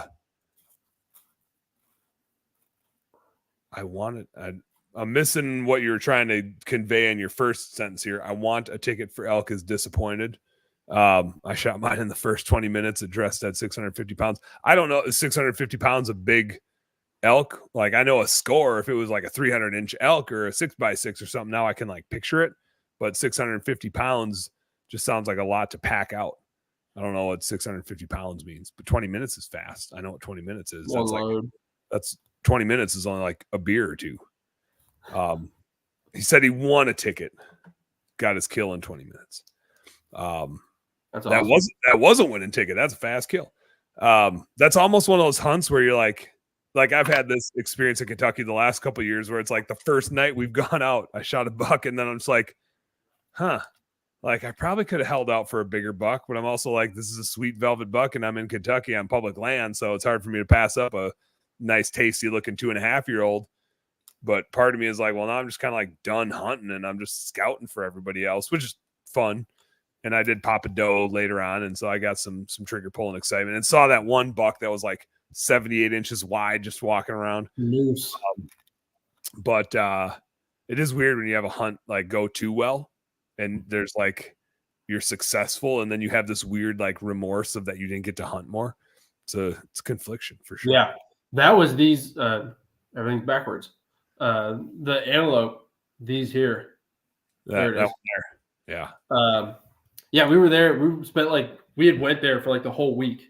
And I think me and a buddy both had shot both of our antelope on like day 2 of the hunt. Yeah. So Ben and I almost had that happen in Illinois this year. I wounded a really nice buck. We drove down like a Saturday morning. It was a Friday evening. Saturday morning at 7:30, I think I was texting you. I shot that one. I shot at it 3 times. And I never did kill it. Shot it at 10 yards, 20 yards, and 30 yards. And actually it was like shot it at 10 yards, and then 30 yards. So point blank shots. The second shot doesn't really count though, since my release failed and the arrow just kind of like, then that would have been the kill shot. It was literally like broadside, had no idea it was there. It was unreal. I'd say unfortunate, but it was my fault for hunting with like shitty gear, and Ben will never let me live that down because I'm that much of a cheap ass that I was literally hunting with a release that had failed on me to the point I've punched myself in the face before. And I kept thinking it was my fault. And then when that happened, I was like, no, like clearly my release is shitty. Like, why am I blaming? Like, the only thing I should blame myself for is that I didn't buy another release. The funny thing was I did own another release. I had bought a new one, but I didn't realize it was like adjustable in length, and it was just like short for where my finger was. And, and it was leather instead of cloth. And so I didn't really love it. Like, I bought it because my other one sucked, but I never switched because I didn't really like the way it fit. And so I like literally had a different release with me, but I just wasn't using it. So I was a jackass twice, is what that amounted to. But anyway, digression aside, the goal, and Ben and I need to look at it this weekend, and then we'll update you so you don't feel like we did when we didn't tell you about Illinois until we were there. But our game plan is late August, early September, whenever around that time period, going to a really good bull unit that allows over-the-counter cow tag purchases and bow hunting some cows. So we go stack up some meat, but also just get to dick around, camp out in the mountains, and chase elk around and do some bugling and screw it. Well, like we'll probably stalk some bulls to get some experiences, but with the intent of shooting a cow, and just get a whole bunch of experiences under our belt so that someday when we do draw a good bull tag, we're not like, uh-oh, we don't know what gear we need. We don't know where we would stay. We don't know how to go after these things. So that's kind of our game plan for this year, is just go. Are you thinking you're going to stay in what you were saying, Arizona, for that? I think we're going to do Utah. We heard there's some really good units in Utah where you can like get in a really good bull unit and get an over-the-counter cow tag. And we want to get in a good bull unit with not a lot of hunting pressure so that we can see how they interact and try to get close to them. And then we'll pop a cow, right? But knowing how to call them, knowing how to get close to them, knowing all that stuff is like, I've never successfully stalked anything in my life.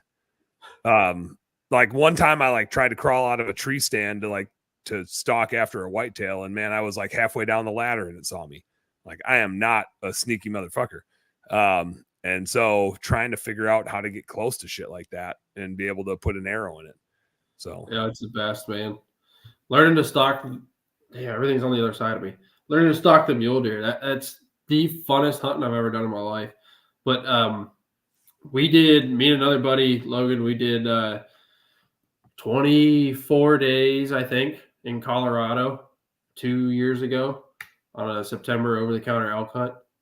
And I learned that I can't speak the language of an elk. You don't have it. You don't have it yet. Nah. The cow part or the bugle part? All of them. I can make the noises. Yeah, I can make the noises, but I don't know. I can make the noises. I just don't know what it means. Yes. Yep. I had a hard time deciphering human versus real elk because we were into bulls. We were hearing them. Or at least you were into some other dudes with bugles. It was both. Because there was a couple different times we'd get in close and like you'd see that bugle tube go up in the silhouette of somebody else on the ridgeline. And you're like, damn it. I'm sure they were like, oh, this bull's getting closer. Yeah. Oh, yeah. At that point, I just started making bull sounds. I just started throwing rocks and I'm paddling. I'm throwing, raking. But it was a hell of a learning experience. It is tough, man. But dude, one thing that sticks out to me thinking about them elk that just blew my mind was you hear people say before that like you'll know when you're in them because you can smell them. Mm-hmm. And man, I ain't shitting you. It was like we were hiking into this big hollow because it was like a 10-15 degree temperature drop, and we knew the elk were going to be down in there. It was cooler. And man, it was like it was like you walked into a horse barn is what it Oh, smelled really? like. Oh, it was like you open the door to a horse barn, it just smacks you in the face Really? of just elk. I mean, it smells like horses, kind of, I think, but Yeah. Yeah. I could not believe it. And it was like, sure as shit. You hike another 5-10 yards, and you're like, oh, there's fresh shit. There's a bed. There's fresh shit. There's a bed. There's tracks. When you're hunting them, are you looking for that sort of sign?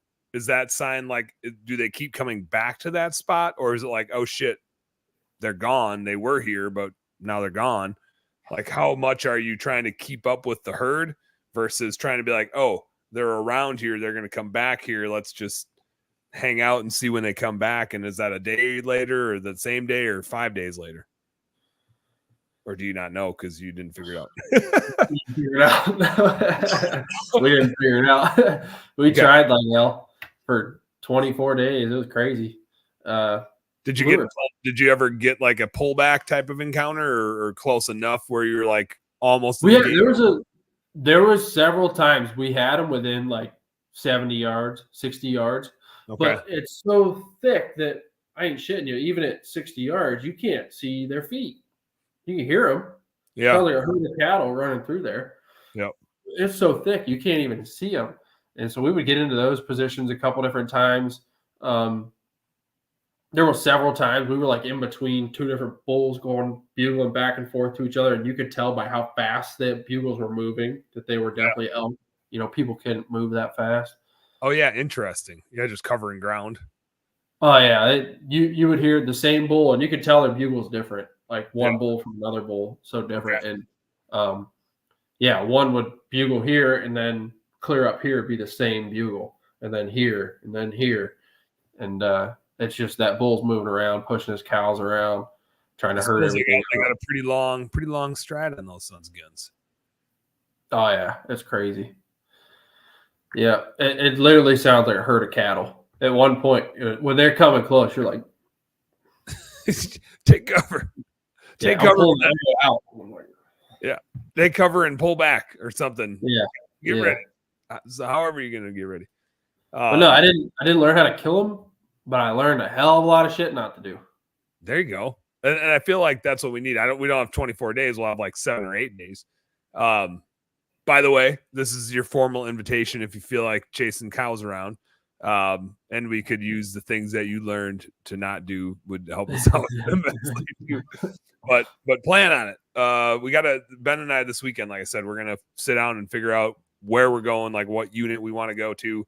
I think Zig is actually going to be out there too. Zig has muley tags in the similar area. So Zig, if you're still watching, I got to text him. I would like to.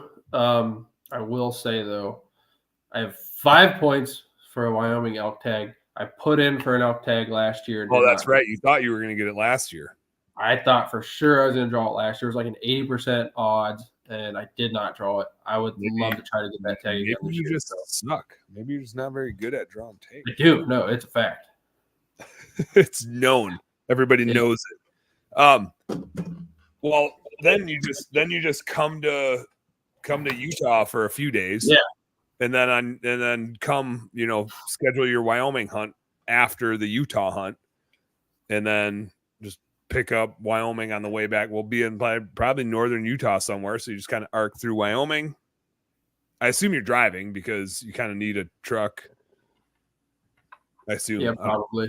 We'll probably bring horses. Yeah. You can bring horses? Yeah, that's what we did last time. Why don't you just bring some llamas? Availability. I have friends with horses. I don't have friends with llamas. Oh, llamas are so cool. Yeah. Unless they spit on you or like eat your hair. Yeah. They are pack goats. I've seen those. That'd be sweet. Goats would be sweet. You need a lot of them, but they're sturdy. Yeah. And if you lose one, it tastes good. Well, I mean, you can't lose it. You would still have to find it. You'd lose it. Yeah. I mean, like, breaks its leg on the trail, like, you're 16 miles deep. Throw them on the fire. Yeah. Grizzly bait. Sacrificial goat. Yeah.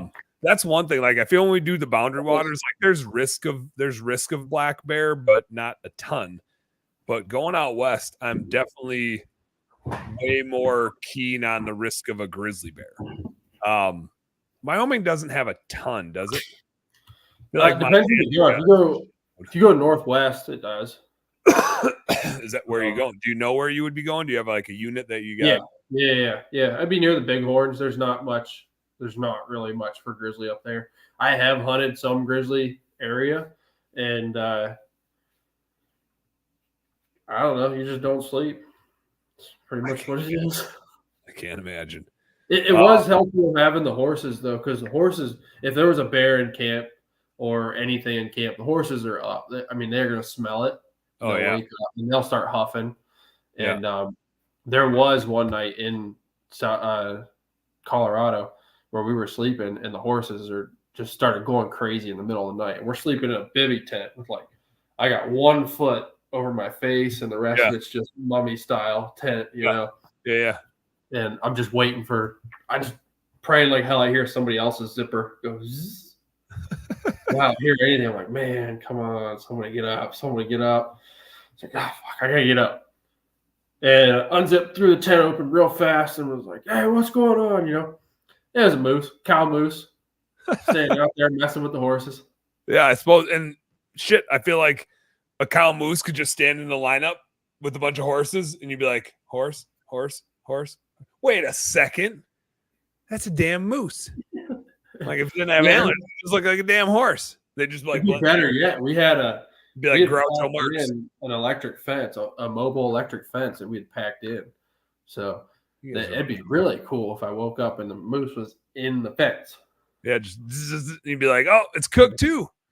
You're mine now. Yep. Yeah. Toast. We're gonna tame you.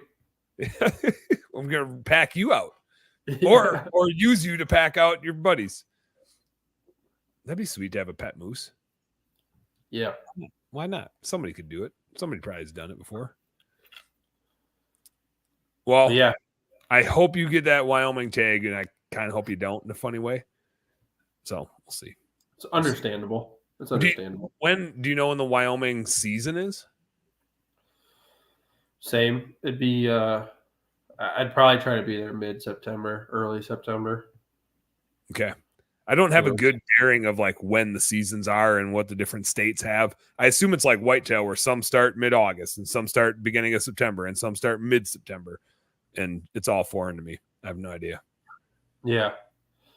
Yeah. I agree. Every state's different. It's tough to say. I don't know much about Utah or Arizona, honestly. I don't know shit about it. I know Arizona, I feel like we've been able to specify like over Labor Day weekend. Like starting late August, going to early September was like the time period that we picked, and we specified it when we put in for the draw. I feel I did learn a lesson about going over Labor Day weekend about hunting. And I went to I had 2 mule deer tags in Wyoming that I burned up. That was like 4 years ago. It was an unsuccessful trip. I spent 2 weeks in Wyoming by myself, and I went over Labor Day weekend, and I mapped this whole area out on Onyx. Was like, yeah, this is the spot. It's got everything I'm looking for. Mm-hmm. Went to pull up there the day that I arrived. Just drove like 23 hours to get there. Finally get there, and I pull up in there Labor Day weekend. There is not a camper spot open because everybody and their brother and their dog walker has a camper set up there for the weekend to ride and hike. And I tried my hardest to get away from people, and it was like as far back as I could get. There were still people there. So it's a good point. I would just make sure wherever you're looking at does not allow trail riding. Oh, yeah. Interesting. That's what it was. I'd be like, I would hike in like before daylight, like 3 miles, thinking I'm gonna get away from people. And all of a sudden, daylight would break, and here'd be like a cavalry of side by sides. Just oh, dude, that sucks. I was like, well, give me thumbs a beer. up, everybody. Yeah. Somebody give me a beer and give me a ride out. Yeah. Take me in farther. When you've done it, have you gone in and like you set up camp every day and you keep going in farther and farther and farther and moving around, or do you have like a base camp that you keep working your way back to? I've done both. It just depends on the style of the hunt. If what I'm hunting demands me to spend the night there, then yeah, just throw your shit on your back and see what you have for food wise. How many days can I spend back here, and then kind of plan that route accordingly to get yourself back to base camp with the amount of food that you have. If I can get back to a camper or a truck, I want to do that. I can sleep good. I can charge my phone. I can, maybe get some cell service, whatever. I love that little piece of refreshment at the end of the night. Yeah. How many days have you been like out away from camp? Well, when we brought the horses into Colorado, we would do like 6 days in. Okay. And then the horses would actually run out of food. Oh, I suppose. So we would have to. Big man pajamas, they probably got to eat a little bit. Dude, they were tough. It was good to bring them because, we covered so much ground. We would cover 16 miles in. Just not the right ground. But the problem was finding water. We'd get so far back, and it's like, well, the horses have to have water. We have to have water. But the horses have to have a lot of water. Yeah. Like a gallon a night plus. And so it was a struggle of we got to find a place to camp near water. And some of the closest places we could find didn't have grass for them to graze on. So we had to use dehydrated alfalfa bales that you soak in water, or hay bales or whatever. And they expand for them to feed on. And then there was a lot of times we would hike from camp all day long, just miles, 10 plus miles a day of hiking, and then get back to camp and have to grab the water pails, hike another mile to fill the pails of water from the river, hike back to camp to water the horses. Kind of sounds like a day of Boundary Waters travel. Yeah. A lot. Back and forth, carrying a bunch of shit. And you get in the canoe, and then by the time your arms are sore, you're like, I guess we got to get out and carry a bunch of shit for the next 30 minutes. Yeah. All uphill in the rain against the wind. Yeah. Both ways. Yes. Of course. Well, shit, dude. What, so you got the elk hunt this year. Any other big hunting trips that conflict with your business schedule? Or business plans that conflict with your hunting schedule? Yeah, business is going to conflict with hunting schedule for at least another year or two. Naturally. But then it will not at all, hopefully. What do I got going on this year? I don't know, man. I really want to do another mule deer hunt so bad.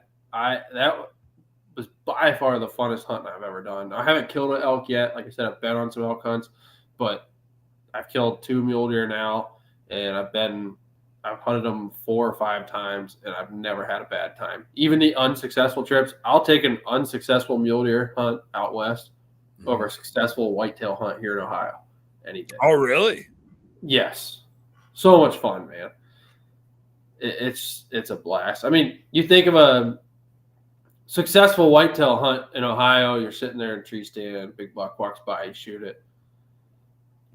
Yeah, don't get me wrong, that's freaking awesome. I've been hunting my ass off these last 2-3 days trying to kill this buck. But out west, you can hike and cover ground. I've found arrowheads in South Dakota from the Sioux Indians. I've seen. And you left them there, I'm sure.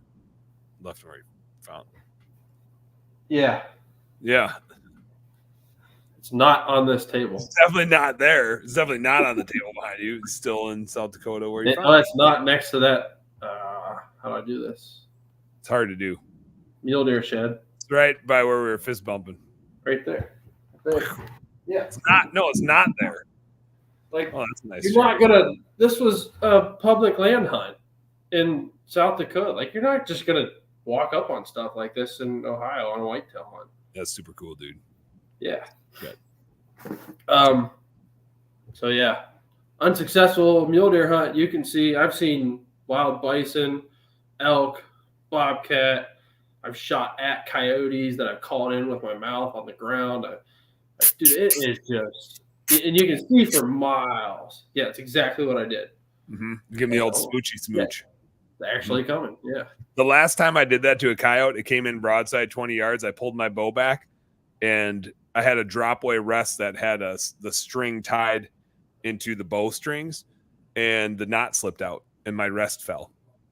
And I was just like, now what? Like, now I just like have to leave. Aim high.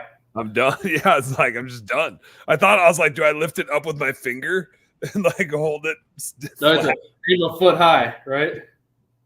Dude, I'm sure we told you the story of me telling. That's Ben, why I said that. God damn. Yeah. I was telling my dad that story just over the holidays here. I was just like, yeah, aim a foot high. Let me tell you about aiming a foot high. It's not what everybody thinks, or it's what everybody thinks except for one dude who thinks something different. Yeah. Damn coyotes. I shot a coyote during rifle season, like during deer season a few years ago, but I've never shot one with the bow. It'd be fun to pop one with the bow. I've shot one with a bow. It came under my tree stand.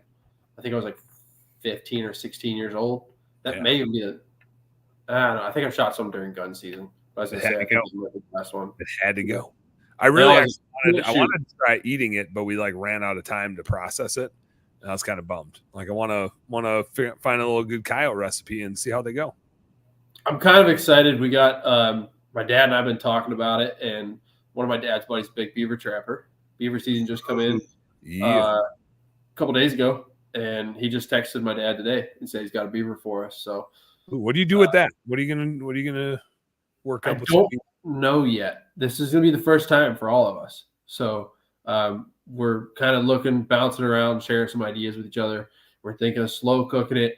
I told them I don't care what they do with the meat itself. I said I want to handle the tail.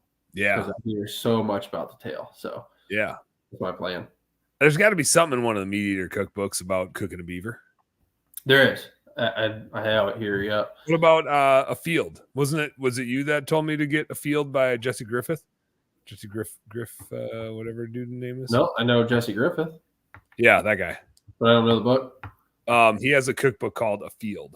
Matt, I'd get his last name wrong. My buddy Matt, who's not a pressure washing dude, told me about it because he used to be a cook in restaurants. He's a good cook. He told me to get that one. He said it's the best wild game cookbook that there is. Michael says, I was known as a fine beaver tracker. Part of me thinks that's not exactly true and that there's a joke in there. That's just part of me. He also said I took a tech out hunting jackalope after we were done. He was from the city and scared to death. Freaking jackalopes. I had a buddy. My uncle had a bunch of fishery ponds that he sold fish to like restaurants and stuff. He sold them bluegill so they could sell it as, cod, whatever it was. But he had a beaver problem. So he was like, yeah, if you want, just go sit out there, just sit on the bank and just shoot the beavers as they come in. You'll see them floating around or whatever. And I was in high school at the time, and I remember telling my buddy, I was like, hey, dude, what are you doing? Let's get a 6-pack, go over here and sit on this hillside and shoot some beavers if they come up. We're going to go beaver hunting. That's what I texted him. And he was like, all right, I'll be over right before dark. We'll swing over. He shows up. He's got cologne on. He's got, the necklace, nice pearl snap button-up shirt on, tucked in and everything. And I'm looking at him like, damn, dude, where are you going? He's like, oh, we're going beaver hunting. And I was like, I don't think you understood what I'm talking about. Yeah. You thought I was joking, and I was actually talking about going after some beavers. So here we are sitting on this hillside, him looking like he's ready to go to prom. No hot broads walk by? No, we shot 3 beavers, though. That's a good night. Yeah. Yeah. It's a good night. There's 2 questions going through my mind here. What's the weirdest thing that you ate, like wild game wise, and you're like, no shit, like that was actually pretty good? And then what's something that you like thought would be good wild game wise, and you're like, ugh, like this tastes like garbage? In no particular order.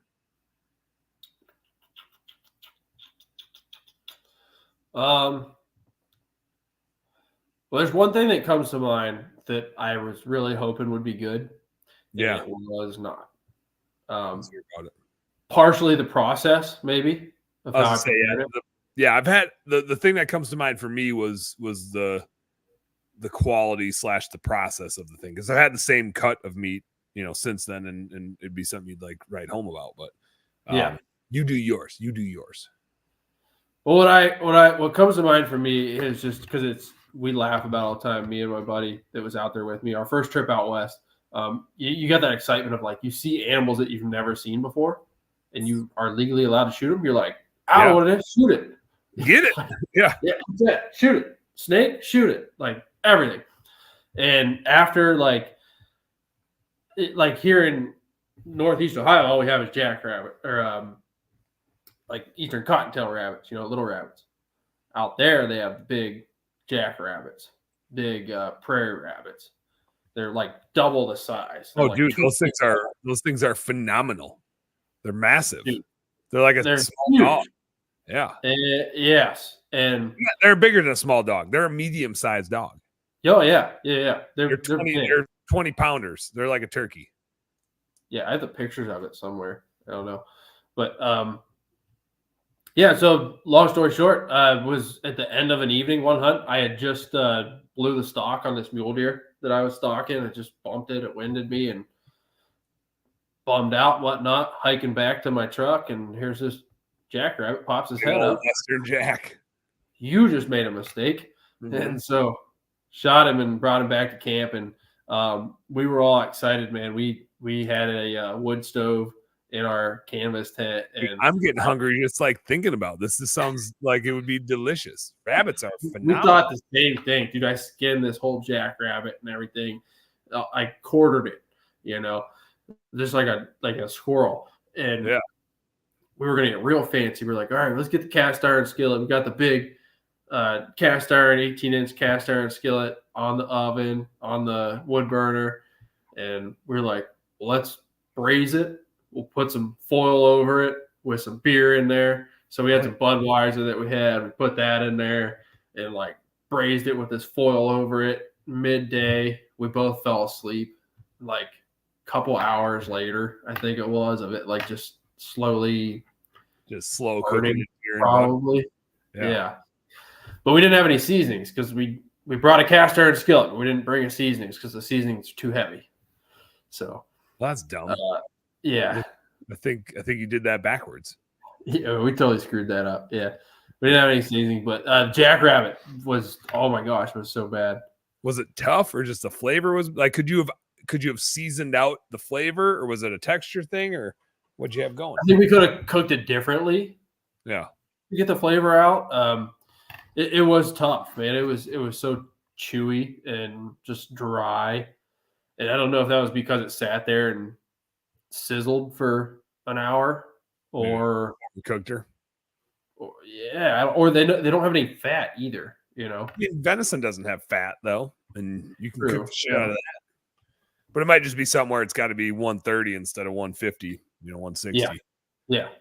But like what we talked about, like if we were to do it again, I'd cut them up. I'd make little nuggets out of it. I'd twice fry them, double fry them. Yeah. I'd make a little batch of like some buffalo wing sauce with some butter and stuff and toss them in that. That'd be great.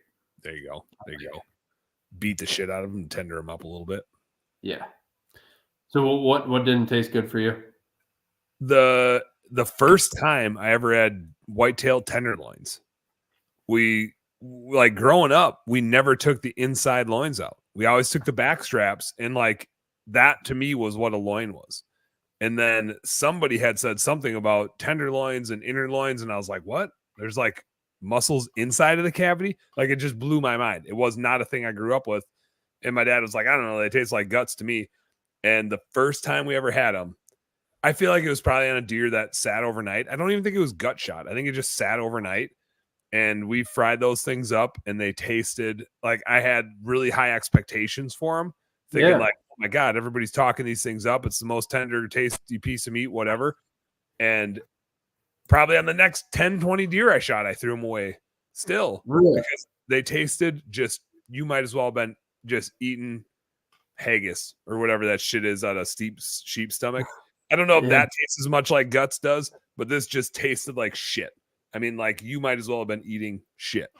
I don't know what shit tastes like, but you might as well have been eating it. That's all I know. And now it's like it's my favorite thing when we shoot a deer. The heart and the tenderloins always get fried up together, and then you get like really tender pieces and really chewy pieces. The heart's a little more chewy, but they like complement each other well. So it's super fun to fry those up together. Yeah. That's like my family's favorite meal. And my kids freaking love it. My wife freaking loves it. But now we always, and I used to always throw the heart away too. I'd never eat the heart. And just actually from like Meat Eater and people they've had on that show about eating different cuts of meat and all the organs and shit like that, which I haven't dove into any of the other organs. But I was like, man, I shoot so many deer and I'm throwing away like a pound or two of meat every time I do. And it's a weird muscle, right? It's so dense. Yeah. But it goes, if you get it to room temp, which is the thing I learned from you, I slice it, I clean it really good. I get it to room temp. I throw some like tenderizing salt on it, and then a little garlic salt and some pepper, and then some butter and some oil. Man, that shit just fries up super good. Yeah, I like them. I love tenderloins. I think the biggest thing with those is like, man, you just can't overcook them. But if you fry them up, like if you're grilling them, then I think yeah. Yep. But if you're frying them up and you got enough like butter and oil in there, like you can freaking cook them till they're chewy and they're still good. Yes. Not that you should, but you got like it's nice. I like to get a sear on each side of it when I'm like frying it, like cutting it kind of thin and frying it. But so that's one where it's like the first time I had it was a bad experience because I had like really high expectations of it, and then it ended up being good. I kind of wish I got to try that coyote, but it wasn't like astoundingly good. I'd say rabbit was one where I didn't think it was going to be good, and then when I ate it, I was like, "Holy shit, rabbit, freaking delicious!" If I had to put one in the other camp of like what I didn't think was going to be good and ended up being amazing, cottontails. That shit is delicious. Just make sure you cook it. Give you worms. Yeah, cook the hell out of it. Raccoon was one where I had really low expectations, but we shot one, and we were like, "Well, fry it up," and it was like it's kind of gamey, but it's not bad. It's not terrible. We could have handled it better. It was warm out. It sat for a while. It didn't get processed fast enough, so it tasted like meat that had been set out for a little bit, and wasn't processed fast enough. But I think if you like got a coon, got it processed, got that meat in the freezer, tendered it up a little bit, like kind of a little freeze thaw to it, that was not bad at all. I think it was more of a how you process it sort of thing than which and maybe yours was the case too with the jackrabbit. Like maybe it's just how you process it and how you cook it and how you season it. I feel like with a lot of wild game, that's what it is. It's got to be the right temp, and you got to know how to handle it and get it done the right way. Michael asked, "What about possum? You ever kill a grinner?" I've never had possum. Me either. There's a long list of animals I want to try. Possum's lower on the list. Well, give us the Mount Rushmore of animals you want to try. Oh boy, I don't know. I really didn't have a concrete list. I just assumed possum wouldn't be high on it. To be honest. Okay. I got you. Mountain lion is high on mine. I don't know if it's the top. Yes. I don't know if it's the top one, but I'm really interested in mountain lion. I haven't I've eaten bear before, but not like a bear steak. And so I'd like to shoot a black bear and cook it well enough, but also or like make breakfast sausage out of it. Something where it's not like a brat. I've had bear brats before, and it's like it just doesn't taste like bear anymore. There's too much pork. Right. So it's See, like I've had bear burgers. Like I shot a bear up in New Hampshire, and the burger that I had, man, I would put bear meat second to a whitetail deer. Okay. From what I've tasted right now.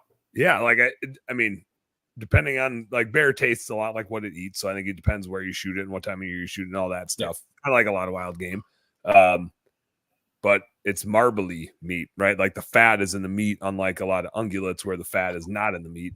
I've had elk, but I haven't had elk that was done right by people that knew how to process it. I had it done by a shitty butcher shop, and the cuts of meat were garbage, and so elk done my way, like the way I would do a whitetail or the way you would do it, or like somebody that actually knows how to handle it, would be super high on my list because I haven't had an elk that did elk justice. And then moose is the other one. I'd put moose on there. I'd put black bear. I'd put mountain lion, and I'd put elk done right. Those are the 4 on my Mount Rushmore that I don't feel like I haven't given them a fair shake or given them a shake at all. I'd like to try moose. I haven't tried a moose yet. I think sheep. Oh, I kind of want to try some sheep. It's like a dull sheep. All right, get the bear off of Mount Rushmore. Put the sheep on. Sheep's on. Oh, yeah. I will say a couple of interesting things I ate that were surprisingly good. Were slightly unintentional. That sounds dangerous. I don't know what made me think of it, but dove hunt. Do you guys do much dove hunt? The only time I've ever thought about dove hunting is when I've been with you in Kentucky, and we're like, "Well, got a buck. I guess we should go buy a shotgun and shoot some doves." Because that's what I did. Yeah, even when I had a buck tag. Yeah, dude, dove hunt so much fun. But I get it. Like in the morning, you can't really deer hunt, so you might as well go dove hunt and suck down. Shoot something. Yeah. Yep. Kill something you can eat. I love it. And then you didn't make them for us. No. You failed. I gave them to somebody. We had we were dove hunting one day, and like after a while, you get to a point where you shoot a bunch in the field, and you get to a point where you're like, well, I kind of need to go out and pick some up. Yeah. You start losing track of where they're at. So I remember we were like, well, let's go pick them up here. We got several laying out here. So we go out, we're starting to pick them up. Here's a dove, there's a dove, there's a dove. You're counting what you have, making sure you're staying within the limit and everything. Looking down, like in the mix of all this doves laying on the ground, this massacre that happened, there's like a grayling, like a barn swallow. And we both, like, I picked it up and I looked at my buddy, I'm like, this had to be you. Yeah, I definitely did not shoot this thing. Yeah. Like, nobody fessed up. We're like, who shot this? Where did it come from? Everybody's like, I don't know. When the flock comes in, just shoot a bird. So we ended up with a barn swallow, this like gray barn swallow looking bird. I don't even know what it was, in with our pile of doves. And at that point, you're like, we're breasting everything else out. We're not going to not breast this thing out. Oh, and yeah. So I really think it was like a species of barn swallow, if that's even a species. That might just be some redneck slang. I don't know. I think you just made that shit up. Hold on, let me Google search that. What the fuck is a barn swallow? That's what we call them, barn swallow. Yeah, that's those fast little birds. They fly 200 mile an hour out of a barn whenever you walk in. Let me hold on here. We're doing some quick, really high-powered type of research stuff here. Let me do a little screen share so everybody can see what a barn swallow looks like. It is a real thing. You didn't just make it up. Well, there's a good chance you made it up, but it still is a real thing. They got this golden color on the bottom. Does that look like what you killed and you blamed your friends on? Yeah. Okay. Yeah, well, good like idea. Yeah, bluish gray on it, something like that. They're quick. I'm not sure if you can legally shoot, but in our defense, we don't know if we did shoot. It might have just had a heart attack. So, it likely had a heart attack. It was laying in there prior to us dove hunting. It was already there. Yeah. Long story short, we did Russian roulette with it. We breasted it out just like we did all the doves. And we were like, who's going to get it? We don't know. We put it all in the same batch. cooked them all the same way. And at the end of the day, could have been the beers. Who knows? Everybody was Nobody. Like, I don't know. I might have ate it. Nobody knew who ate it. So Nobody know. it was good. Probably tasted like bird. Probably tastes just like bald eagle. Yeah, there like free. There was a guy that got caught. Like I think he was in central Wisconsin somewhere where I grew up, and he got caught poaching all sorts of weird shit, blue herons and cranes and all sorts of stuff. And they wrote like a big article in the paper about him. Like the paper had interviewed him, and the last question was, "What does blue heron taste like?" And I mean, like the author of the article had to have just such a great sense of humor to finish it with that question. To finish the interview, I asked him what a blue heron tastes like, and without a beat, he said it tastes a lot like bald eagle.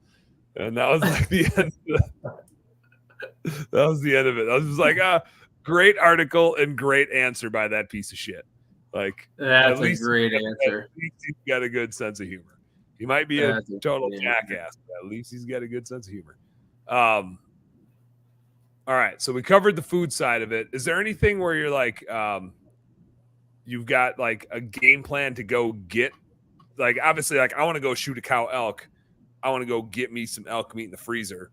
Do you have a game plan to go like pursue some sheep ever, or is there any like destination hunt like that that's just on your like bucket list? I got to go get this thing at some point. Yeah, couple things that come to mind when you say that.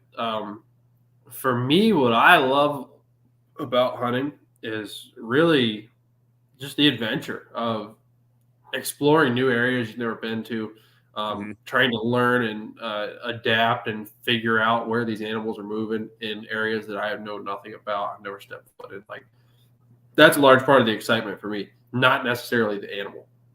It's the adventure. In the scenery that adventure provides, you know. So a couple things that come to mind for me that are relatively affordable and provide good opportunity is there's axis deer in Lanai in Hawaii. Ooh. And well, you know about that one because there's a Cody's little giveaway there. Oh yeah, on the Rich Lab. I think that's what that hunt is, if I'm not mistaken. Okay, but I like saw that, but I never really looked into it.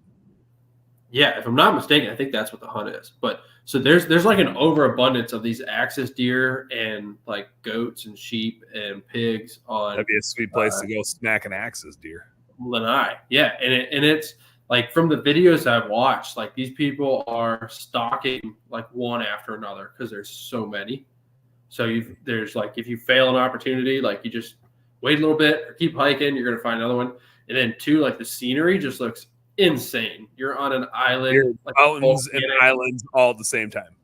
Yes, and everywhere you look around you is ocean. Mm-hmm. Like where else are you gonna get an opportunity to hunt something like that? Like I don't think you're gonna see a very similar situation to hunt with that type of scenery. So that's very high on my list. And then something in Alaska. I really don't know whatever opportunity, cost to opportunity affords in Alaska is something that's high on my list. I don't know if that's caribou or brown bear would be pretty awesome. I don't know if I have a huge interest in a brown bear, but I think caribou would be a lot of fun. And I think you could do that even with a bow, maybe. Mm-hmm. It'd be challenging with the bow. I think a rifle would be like, oh, here comes a herd. It's just, where's the herd? Well, okay, get 300 yards away from them and shoot the biggest one you can find. I wouldn't be so infatuated with shooting a big one. I'd be like infatuated with, let me get 60 yards away and lob an arrow at one. I think that'd be a whole lot of fun. I would be interested in going up there with a gun to shoot a moose. I think that'd be pretty sweet. If you're going to go get a moose, like going up to Alaska and chasing a big ass moose up there out in the middle of nowhere would be pretty sweet.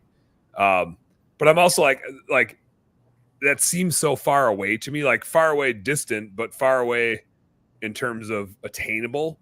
Because I haven't even gone and killed an elk yet. I haven't even gone and killed a mule deer yet. I haven't gone and killed a pronghorn yet. Those things I need to like focus on first. And if I can even get like those three things done, I get the allure of sheep and goats and stuff, but I just don't have like a huge passion to go after one.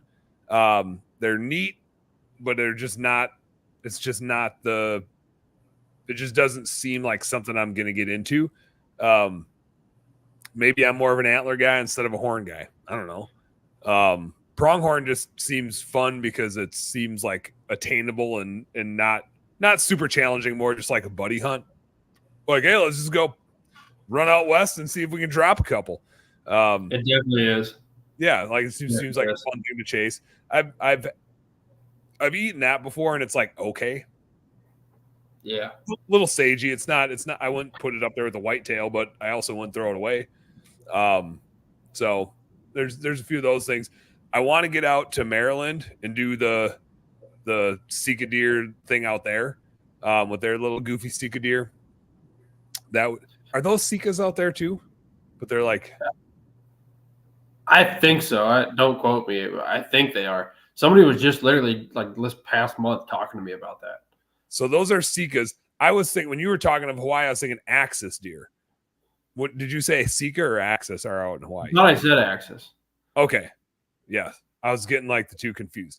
Axis I deer. could have said Those are big and those are freaking delicious, is what I've heard. But Sika deer out in Maryland would be a whole lot of fun too. Got to hit up my buddy Eric Trice. Probably ought to have Eric back on the show again and talk to him about it. He is not making it ice fishing, kind of like you, but he's having a baby. So he's not. His wife's having a baby, so he has a good excuse. Michael said Rob can take you hunting. I do need to blow up my Maryland friends and get out there to chase those at some point. There's just so many hunts to do, and they're all kind of in the fall. It'd be fun to do a black bear hunt. I've never done like a serious springtime black bear hunt. I think that'd be a lot of fun to do. It'd be just kind of substituting for turkey hunting. Like I'm not passionate about turkey hunting, but I kind of sniff at it a little bit as like, well, we got to go chase something. And ice fishing's done and open water fishing hasn't started, so I might as well stomp around and get a bunch of wood ticks on me. Hopefully not. Spring bear would be fun. I would love to do some spring bear just for the like bridge. It's just like holiday lighting. It bridges that gap of slow time. Like that's a big game animal that you can hunt in the spring. There's few of those that you can hunt. I missed this one earlier. Somebody chimed in and said Cole Sickafoose is a solid dude. Dan Plata is just okay. That was Brandon Lazar. Brandon Lazar's checking in, giving me a hard time, which I always love a hard time. So thanks, Brandon. Thanks for checking. My coach. Shout out coach. I think he probably hit it on the head. Actually, one of the things, and I have this business card here, and we're gonna go do this thing. FYI, this dude. So I had an acquaintance growing up. His dad had a construction business in town, and I didn't realize like what his old man was into. But this dude would do like all of the African safari hunts, and we'd travel the world and shoot big game. And he has a museum's license in his house. His roof had to get taken off at one point to airlift a mountain, I think an elephant mount. He had a Bengal tiger in his house mounted because he got it from a zoo when it passed away. And that was the only way he could get it was to have a museum's license. Most of the shit in his house he has shot, but he has other shit that's mounted that he didn't shoot. And this dude right here is his taxidermist. And my dad and I ran into him when I was back home a couple weeks ago. To this dude, we were just sitting at a bar, we got done hunting, having some beers, eating some dinner, sat next to this dude, started talking. Of course, we started talking about hunting, and then he started going through some of the mounts he's done on his phone. And it's like one of his mounts was a full zebra mount with a full leopard mount with one paw on it, completely vertical, like it was jumping out of a tree. All one mount. It was just like, what? Like how many tens of thousands of dollars would something like that cost? And it was immaculate. Like the dude was a freaking artist. And so we started like he obviously like he's super passionate about wildlife and taxidermy and all that stuff. And he started talking about, well, like, these guys go on these hunts and it's like 50 to 100 grand to go on a hunt, and they don't bat an eye, right? They're just like, yep, let's go. And I'm bringing my wife this time, right? And she's going to kill this and I'm going to kill that. And we're going to bring this back and we're going to bring that back. So the game is a little different. And that that's not interesting to me. That kind of sounds dumb to me. Cool if you're into that sort of thing and they love the mounts and stuff like that. And so that's super cool. The experience would be fine, but I feel like it'd be more fun to go with a bow and shoot something small and just like have the interaction, right? And so he said he was asking like, things I really want to go get and what sounds cool to me. I was like, getting after a red stag and hearing that roar and like getting it up would be super cool. And I was like, so I assume you got to go to New Zealand to like really have that. And he said, actually, New Zealand, yeah, you can go do it, but it takes like 3 days to get there and it's super freaking expensive. He's like, you can go to Argentina for like a tenth of the cost and get in on equally big bulls and have just the same interactions. And he's got a hookup down there for getting in. He's like, really? Yeah, that's why he gave me his business card. He didn't give me his business card to try to do my taxidermy. He gave me his business card so I can call him when we're ready to go after some red stags. And he's like, they'll, like it's a bit cushy, right? They take care of you to the furthest extent possible. And you have your guide and you're going out. And so it's like you wake up, have a huge breakfast, go out hunting, come back, drink some wine, have a siesta, go back out hunting, come back. They make you a huge dinner. You go to bed and you do it all over again, right? It's super cushy. You use their weapons. So you're generally gun hunting and you're not having to carry your weapons down there. You're using whatever their rifles, but they have like top-notch stuff. And so it's like you shoot one of those and then you can shoot one of these and then you can shoot one of those. And so it's a bit like an African safari, but you're chasing those animals and you're getting close to them. And you're getting like a little bit of an outfitter experience, but a little bit of like wild bush experience at the same time. And I was like, I don't love that. I would much prefer like I'm out there with a bow and just stomping around and trying to get close to something. But at the same time, like if it's $5,000 to go on this hunt, I'd be like, maybe I would just do that just to do it. If it was 10 to 20 grand, I'd probably be like, nah, I'm good. But if it was single grands, I'd be like, I can afford that. Like Disney's a hell of a lot more expensive than that. And I'm sure as hell not going to have as much fun there. So maybe a little Argentina red stag trip. I'd be all over that, dude. Any type of adventure like that is just, that's what sounds exciting to me. Even unsuccessful, that would be amazing, I think. I think where they get you is the taxidermy on the way back. You can't bring the meat back. You can eat some of it when you're there, but then bringing the antlers back and the taxidermy is probably going to run you a few grand. Yeah, because you have to ship it. It'd be insane. Yep. I know. Ironically, they probably ship the antlers back and then do the mount here. And I think that's what he gets into is he'll have them cut the head, just ship the antlers back and then he'll do the work. That makes sense. A lot cheaper than shipping a full mount. Ironically, Argentina is known for their like world-class dove hunting, like best dove hunting in the world. Well, we're gonna do that. We're gonna drink some wine. We're gonna some Malbecs. That's what they have down there. They drink the Malbec. Malbecs. Yeah. And then we're gonna smack some big stags. Some stag steaks. I'd like to shoot a stag. I'd like to hear a roar. I think if I'm going to do a stag hunt, it better be during the rut. I want to hear that roar. Well, and that was another thing he said is like their rut is in our springtime. And so you have nothing else going on anyway. Right? So it's like, it's perfect. You go down in like March, like ice fishing's kind of done. Turkey hunting hasn't started. You get to go stomp around in the outdoors and have some fun and shoot at some cool shit that you otherwise wouldn't see. And I was like, man, I think I'm in. I'd like to roar at one. I want to roar at one. Start practicing. Maybe you can talk to stags better than you talk to elk. I hope. You're talking to elk. We're spending that kind of money. I hope. Mm-hmm. Mm-hmm. Well, now you just got to do a couple more holiday light jobs for those $8,000 holiday light clients. Yeah, I just need another 95% return rate. So let's finish on this one because we're only like 2 hours and 15 minutes in. So we should probably wrap this thing up and it's almost midnight where you are.